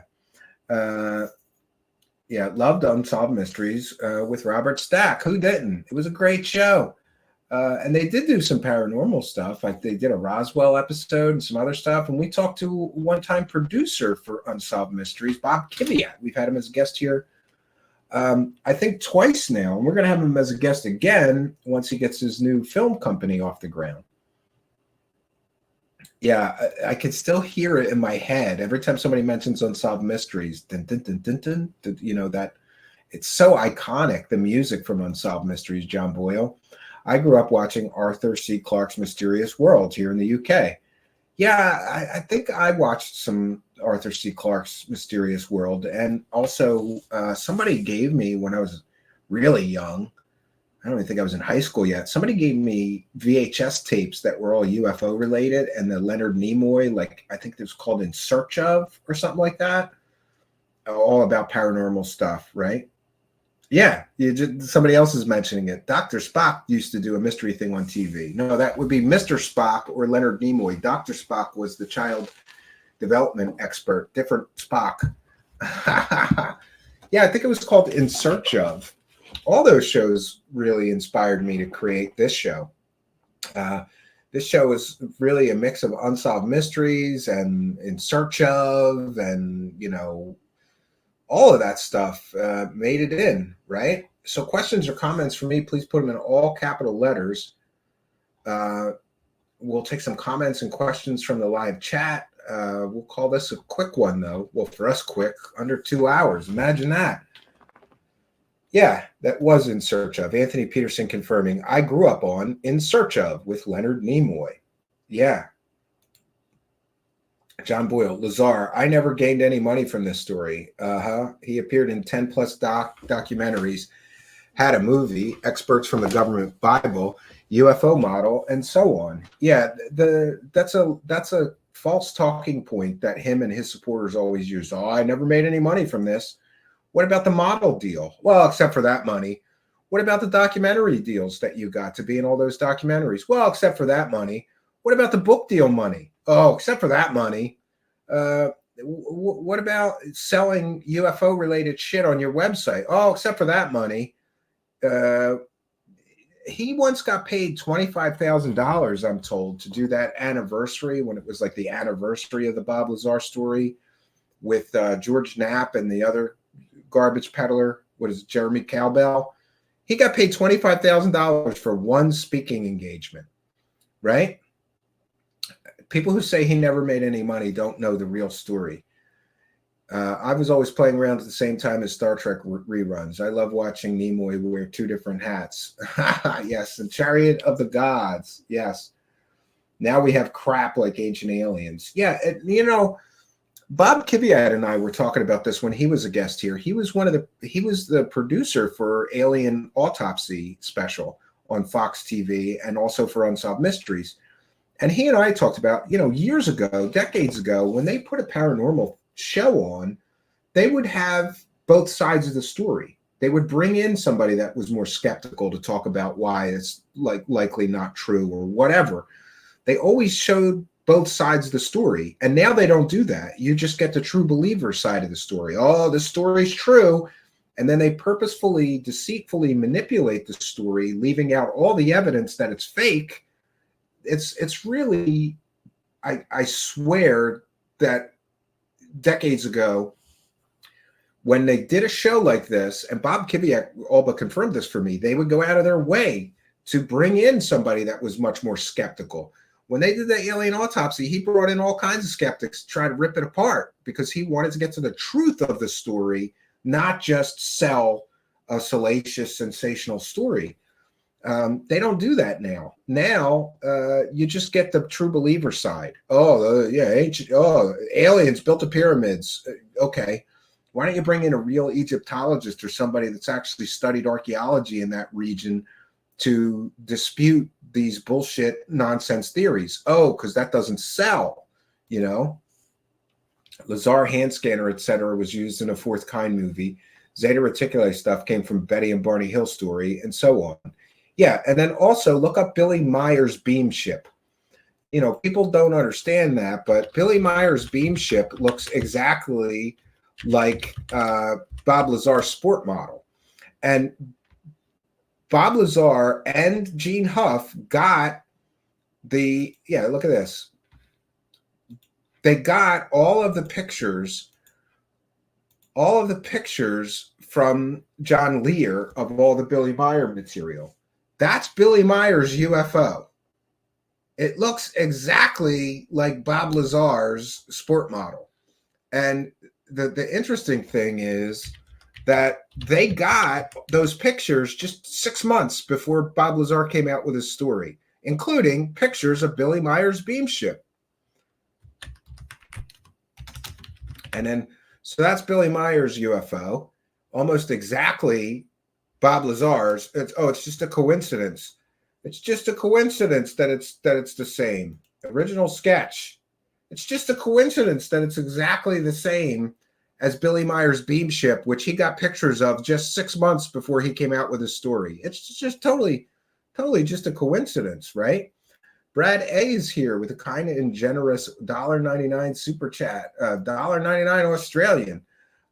Well, he says, your channel is so underrated, Stephen. Thanks. No, thank you. We thank you for your kindness, generosity, and support. And thanks for the kind words. You know, every time I feel a little bit discouraged, somebody like you comes along and makes me feel a little bit better. You know, it's been a slow slog here trying to grow the show, but we're going to keep at it. And thank you, Brad A., for being a show supporter, for saying some kind words, encouraging me, and helping us to praise the cash, bitches. Praise the cash, praise the cash, praise the cash. Yeah, thank you very much. And I just want to make sure, did we get everybody? I think. Yeah, I'll just put these Collie Armstrong, the $1.49 super sticker. We might have missed. Didn't we miss? No, I don't think we missed. Oh, Brad A., there was another one from you. Brad A., thanks for your work, Stephen. No, thank you. And Collie Armstrong with a kind and generous £2. So we'll thank you all for helping us to praise the cash. And here's a thank you to all our Patreon supporters, as well as Twitch subscribers, PayPal donators, super chatters, Patreon supporters, YouTube channel members. Thanks to all of you for supporting the show.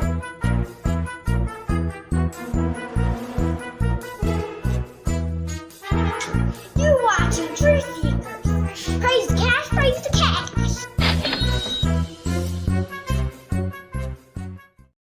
Thank you all for your kindness. It is much, much appreciated. Yes, I agree with Anthony Peterson. He says, mystery solved. The Pleiadians were behind the controls of the crashed ships in Area 51 S4. Oh, that's another thing. I had to retitle the recent video that we just rebroadcast because it was titled "The Definitive Proof Bob Lazar Never Worked at Area 51." And do you know how many stupid people were in the comments saying he didn't say he worked at Area 51? He worked at S4. Yeah, which is inside Area 51. And just to be clear, Bob Lazar claimed that he flew on the Janet Airlines into Area 51, and then they took him to S4 on a bus. Well, The proof that we showed, the definitive proof, shows that he was never on a Janet airline, and he never checked in or out of Area 51 proper like he originally claimed. Therefore, that's definitive proof that his story is complete and total bullshit. But people still want to try to muddy the waters. Oh, no, Stephen, he didn't say he worked at Area 51. He said he worked at S4. Yeah, a fictional base that doesn't exist, and we can show you that on satellite maps, you dummy. But hey, don't let things like facts and evidence, by the way, for those unaware, if you fly in or out of Area 51, there are logs and everybody's name is in there. Bob Lazar's name is not in there. Then I get dumbasses that are sending me messages. Well, no, Richard Doty has a roster from Area 51 of people coming in and out of area, but Bob Lazar's on that roster. First of all, Richard Doty is a known paid government disinformation agent, an admitted known paid government disinformation agent. So you can't trust anything he has to say, and he's never released this roster. He just said he hasn't. Do you have any idea how illegal it would be for anybody to be in a possession of logs of people coming in and out of Area 51? How dangerous that would be to national security? They would arrest you immediately. Richard Doty's not arrested. He's on Gaia TV every week talking about reptilian aliens, butt banging people and eating them. So he can't have a list like that. If he did, he would be arrested instantly. That's your proof that Richard Doty is full of shit, besides the fact that he's a known paid government disinformation agent. So people so desperately want to believe Bob Lazar. I mean, we literally have an on-the-record Area 51 security guard that looked in all the logs and said there was no Bob Lazar, who, by the way, even called up George Knapp and said, you may want to be careful with this guy telling this story. I really work at Area 51. I'm a security guard. There's logs of everybody that gets on those planes or off those planes. I checked. Bob Lazar's not in any of the logs. There's logs of everybody that checks into Area 51 and out of Area 51. I have access to those logs. I checked those logs immediately on this Bob Lazar revealing his name, because you have to use your real name in those logs. No Bob Lazar. I mean, there's 100 data points that prove that he is a liar and a con artist and a scammer, and he never stepped foot on Area 51. Another great point is that his wife at the time was a convicted murderer with very strong ties to organized crime, to the Hells Angels. And they were bankrupt at the time, him and his wife. Those two things alone would preclude him from getting any kind of clearance to be on any top secret anything, because he could be easily manipulated by foreign adversaries. They would never have given him a clearance, you know? But again, don't let things like facts and evidence get in the way of a good UFO bullshit story you like, right? All the roads around Papoose Lake are goat tracks. You aren't driving a bus down them every day. Yeah. Nothing that Bob Lazar described at S4 was actually there. No guard shack, no oppressive military presence, no hangar doors carved into the side of the mountain. By the way, somebody went right up to the side of that mountain. There wasn't anything there. Nothing. There's no guard shack. There's no road. And you're not going 15 miles in the desert without a road. With all that sand on a school bus kind of a transport? No. The whole story falls apart under scrutiny. We thank Anthony Peterson for a kind and generous $5. So, Steve, your show has given me an existential crisis, but I still want to believe. Merry Christmas to you and your family. Well, thank you for kindness, generosity, and support. Longtime show supporter, Anthony Peterson. I'm sorry that I ruined your disclosure boner, though. I really am. But, you know, go get a boner about something else. You'll be all right, Anthony Peterson. But thanks for helping us to praise the cash. All right, we'll take a few more comments and questions from the live chats. Yeah, you're right. John Boyle says, satellites don't show any drive marks over the years. Yeah.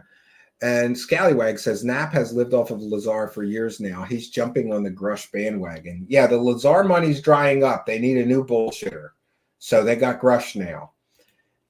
Yes, and the Urban Way says ufology is just a money field for grifters, hoaxers, and scammers. When you see that all is just BS fairy tales. Yeah, unfortunately, a great deal of it. They sweep the drive mark, says Chuck. Bam! Yeah, a likely story. Tired of the cow mutilation stories, the alien abduction stories, etc., the idiots remote viewing bullshit. Yes. Randy 1979 says the lithium-ion batteries in the cargo hold of MH370 could have a lot to do with what happened to that plane. That's unproven theory, though. You know, what are my thoughts on William Cooper? Well, I think William Cooper was largely full of shit. And do you know, George Knapp, of all people, debunked William Cooper as being completely and totally full of shit and stealing stories from other people like John Lear. And later in his life, William Cooper backtracked on all the alien stuff and said it was all disinformation fed to him by the United States government for whatever reason. Tragically, William Cooper, author of Behold the Pale Horse, still a Conspiracy Land mainstay book. If you get into Conspiracy Land, you're going to have a copy of Behold the Pale Horse, which basically talks about many of the things that Russ talk about, like the government recovering bodies and aliens and shit.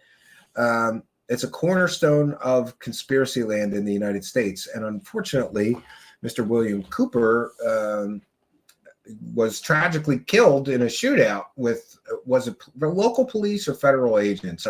It's been a while since I, did any reading on William Cooper. I think that his information was largely manufactured and fake, especially because he himself said it was fake later. And he went from a UFO conspiracy guy to backtracking on all the UFOs and just being a fervent anti-government person, which I sympathize with, because I don't know about the rest of you who live in foreign countries, but if you live in the United States, you cannot ignore how corrupt the United States federal government is. You just cannot ignore how completely and totally criminal our system of government is here, the federal government. Now, I will say I don't really have a problem with local governments. Local governments do something for me. They collect my trash. They fix the roads when they're broken. You know, there's playgrounds and community centers and libraries. There's things that the local government does for me. That's what's important to me. I'm not very interested in the federal government because all they do is steal money from me and provide zero services. Other than, I suppose, the post office, which I only use occasionally because emails, faxes, you don't really need to mail stuff too much. But other than the post office, I can't think of anything the federal government does for me other than steal a third of my income every year or more, you know. So I sympathize with somebody becoming very anti-government, but you know, there's things you don't do, and one of them is you don't pull a gun on a police officer serving a warrant at your house. You know, who was Mike Thigpen again? His name came into my head just now. Did he have something to do with UFOs or Area 51? He had something to do with the Bob Lazar story. I think Thigpen was supposed to be the guy who issued Bob Lazar his clearances, but that's a whole story in and of itself. Scallywag says, just as corrupt in the UK, our current government is about as popular as herpes election next year. Thank God. Yeah. Boy. William Runner, avoid those jabs. Yeah, I became old enough to get the first of the shingle shot. My shoulder hurts a week later. Oh, that's interesting. Yeah, we kind of avoid the medical stuff here just because YouTube, you know, they don't like. And besides, I'm not a doctor. I always do say this, whatever your situation is, please don't take advice from people on YouTube. Go see a qualified professional healthcare provider and an expert in whatever, your situation is. I really don't like people giving medical, like David Wilcox giving people medical advice. He's a scumbag. Why would you be giving people medical advice? You're not a doctor. You're not a nutritionist. He's literally telling people you'll die if you eat wheat flour. Okay. I wonder when everybody's going to die then, because the last I checked, Wonder Bread is still flying off the shelves, Cooper also mainstreamed anti-Semitism to UFO audiences by publishing the hoax document Protocols of the Elder Zion about a global Jewish conspiracy. I forgot all about that, Art Lewis, and thank you for reminding me. And, I try to avoid what's in the news and politics, but it's kind of hard to ignore the rampant anti-Semitism that's going around right now, and that makes me very sad. But I do see both sides of the issue. The civilian deaths, and it's a tragedy. War is never a good thing for anybody. But to see a bunch of people that run, prestigious colleges say that, calling for the genocide of Jews is not anti-Semitic, or, it depends on the context and all this stuff. Whoa, it's like anti-Semitism is just getting slowly mainstreamed somehow. I can remember 10 or 20 years ago, you could never say that on a college campus. You'd probably be thrown out, right? But now, free speech. Calling for the genocide of an entire people, who, by the way, somebody tried to do that to them already, so there's history there. It's too far, But every day before I go to bed, I say my prayers, and one prayer I say is I pray for peace. I don't know. That's a complicated situation, and the Israelis and the Palestinians have been fighting for decades. Since right after World War II, when they started to try to form the state of Israel. They've been fighting over that land, and I think it goes back longer than that. And it gets very complicated. Like, whose land is it? Is it really belong to the Israelis, that the Palestinians were already there for thousands of years? It gets very complicated. But I don't like seeing hatred towards any group, minority or otherwise, get mainstreamed. Like, it's just okay to be, hateful towards any group of people, religion, ethnicity. I don't like it. Every day I pray for peace. And, it's my hope that maybe they will go forward with that two-state solution and learn to live in peace. I often thought some of these people that are involved in the peace process between the Israelis and the Palestinians, what they really should do is get in a room and get the Palestinians to send, let's say, 5 children that are like 5 years old or around there. And then get the Israelis to get 5 children that are about 5 years old, and put those 10 children in a room together, give them some toys and some ice cream, and make the Palestinians and the Israelis watch these children play with each other with no hatred, with no animosity, to peacefully coexist, have some ice cream together, play with some toys together. And maybe somebody should teach both the Israelis and the Palestinians that this long-standing hatred between them is learned. Because if you put 10 children in a room together, they're going to get along. They're going to play. They're not going to, kill each other. This behavior is learned, and it's passed down generation to generation to generation. I always thought that would be a good way to try to show both sides. Like, look, you can, if you just set aside the hatred and the animosity, learn to forgive. And I know it's got to be hard to forgive. Imagine if somebody in your family was killed in that October 7th massacre. You're gonna want revenge. You're gonna be hateful towards the group that did that to your family.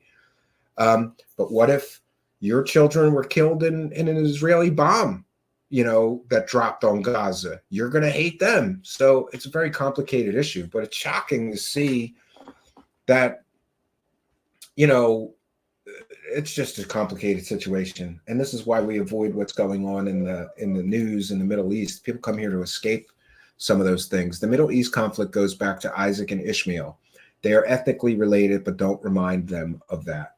Yeah, I mean, and if you think about it, the Abrahamic faiths all came from the same group of people, the people in Israel and the Middle East. So Christianity came from there, Judaism and Islam all came from the same group of people. No apartheid in a foxhole. Yeah, I mean, it would be the same kind of thing, Imagine if during World War II, you put a bunch of Nazis' children in a room with French children. They would play together. They would not kill each other. So this behavior, this warlike behavior, is certainly it's learned. It's not just that's the way it is. You're perpetuating violence by teaching each generation to hate another group. I think Isaac and Ishmael were half brothers, right, Patty? Yeah, I have to look that up. It's been a while since I studied some of the Old Testament. Corbell, the Palestine-Israeli war is a government cover-up for a UFO that was found on the Palestinian border. Did he really say that?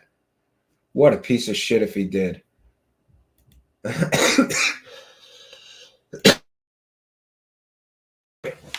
I think you're kidding. But I don't know if you know this, John Boyle. Michael Sala and other UFO grifters claimed that the Ukrainian war was because there was a space ark in Ukraine. And that's what the war was over, an alien space ark. That's what the war was really about. And of course, we get those stories that the Iraq war was somehow about an Iraqi ancient Stargate from Babylon, right? Conspiracy land people will use news, real news, and twist it into their stupid conspiracy theories. Well, Americans still segregated troops fighting the Nazis. Yeah, you're right. You're right. Do you ever see that show on the black fighter pilots, the movie? The name escapes me right now.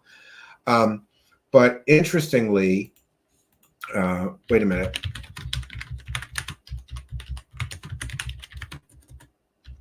The man who used to own the Tuskegee Airmen, the man who used to own this very house that I'm sitting in was one of the Tuskegee Airmen. He was a black man, and he was in the, I guess, Air Force, I think. Sadly, when we bought this house, there was a whole bunch of his stuff in the attic, and I tried to contact the previous owners and give it to them, but they didn't want it. They were like, give it to a museum or something. I'm like, I don't really know what to do with it. But he had like scrapbooks and a lot of pictures of his time. I'm going to donate it to an aviation museum because there's some stuff from when this gentleman who owned my home before me, who was in the Air Force and a Tuskegee Airman, apparently, at least, by the way, this is what I'm gathering. And I was told that by one of his daughters who was at the, what do they call that? When you settlement for the house, when you sign the papers. She said, oh yeah, he was in the Air Force. He was one of the Tuskegee Airmen. Army Air Corps. That's what he was. Yeah. I'm sorry. It's been 4 years since we bought this place. Yeah. He had some involvement with them anyway. I don't know if he was a pilot. I think he was some kind of instructor. I know of a museum in Mississippi that would probably love this stuff. Well, email it to me. Email me the address. I never share my political, spiritual views on the internet. As a veteran, I've learned the hard way that the internet is not a very good battleground. Yeah, no matter what your position, people just like to argue, right? The Aztec mummy aliens were actually the offspring of Corbell and George Knapp. Yeah. Yeah, I think that's what happened, John Boyle. I think Jeremy Corbell and George Knapp were butt fucking each other. And then there was some element 115 that somehow got one of them pregnant and gave them an alien womb. So when they were done butt fucking each other, Bob Lazar jammed some element 115 up both their asses, and the Aztec alien mummies came from that. That's what I think. Yeah, I'm glad you found us. I'm glad you found us. YOY Fools. We're here every night at 9 p.m. Eastern time. Sometimes we do replays, but all this week I'll be here 9 p.m. Eastern Standard Time live. The babies look like Mars attacks. Yeah, at first, until they were mummified. And Ardent Paranormal sharing my my email, truthseekershow@gmail.com. Yeah. All right, so I think we've done our due diligence, and I can take that banner down. And 1 second, I got another banner here to share. So we will be back tomorrow night at 12:20. So, geez, it's already 12:20. And some good news for you people that hate winter like me. We have 91 more days until spring. So we'll be back tomorrow night, 12/20, 2023 at 9 p.m. Eastern time, and 2023 is counting down. Won't be long out before the new year. I'm looking forward to spring because I got a new cabin to build in the middle of the woods, and I can't wait. It sucks that I got sort of, sidelined by 9 weekends of rain every Friday, Saturday, and Sunday for 9 weekends in a row, or I might be spending time at that new cabin this winter. But considering there's only one wall, I probably don't want to do that until next year. But we'll get it built and done, and I'm going to be filming all that to share with all of you. I like looking at snow, hate driving in it and walking in it. Yeah, I can't stand it. Every year, and I'm one of those people that's always cold, so like I don't like winter because my wife, she doesn't want the thermostat on 80, so I just put on a bunch of sweaters, but I'm always cold and freezing. I got bad circulation, I think, and I don't like winter. Just I enjoy spring, summer, and fall. I really do. Winter, not so much. If it was up to me, I would just hibernate like a bear until it was over. But unfortunately, you got kids, you got things you got to do.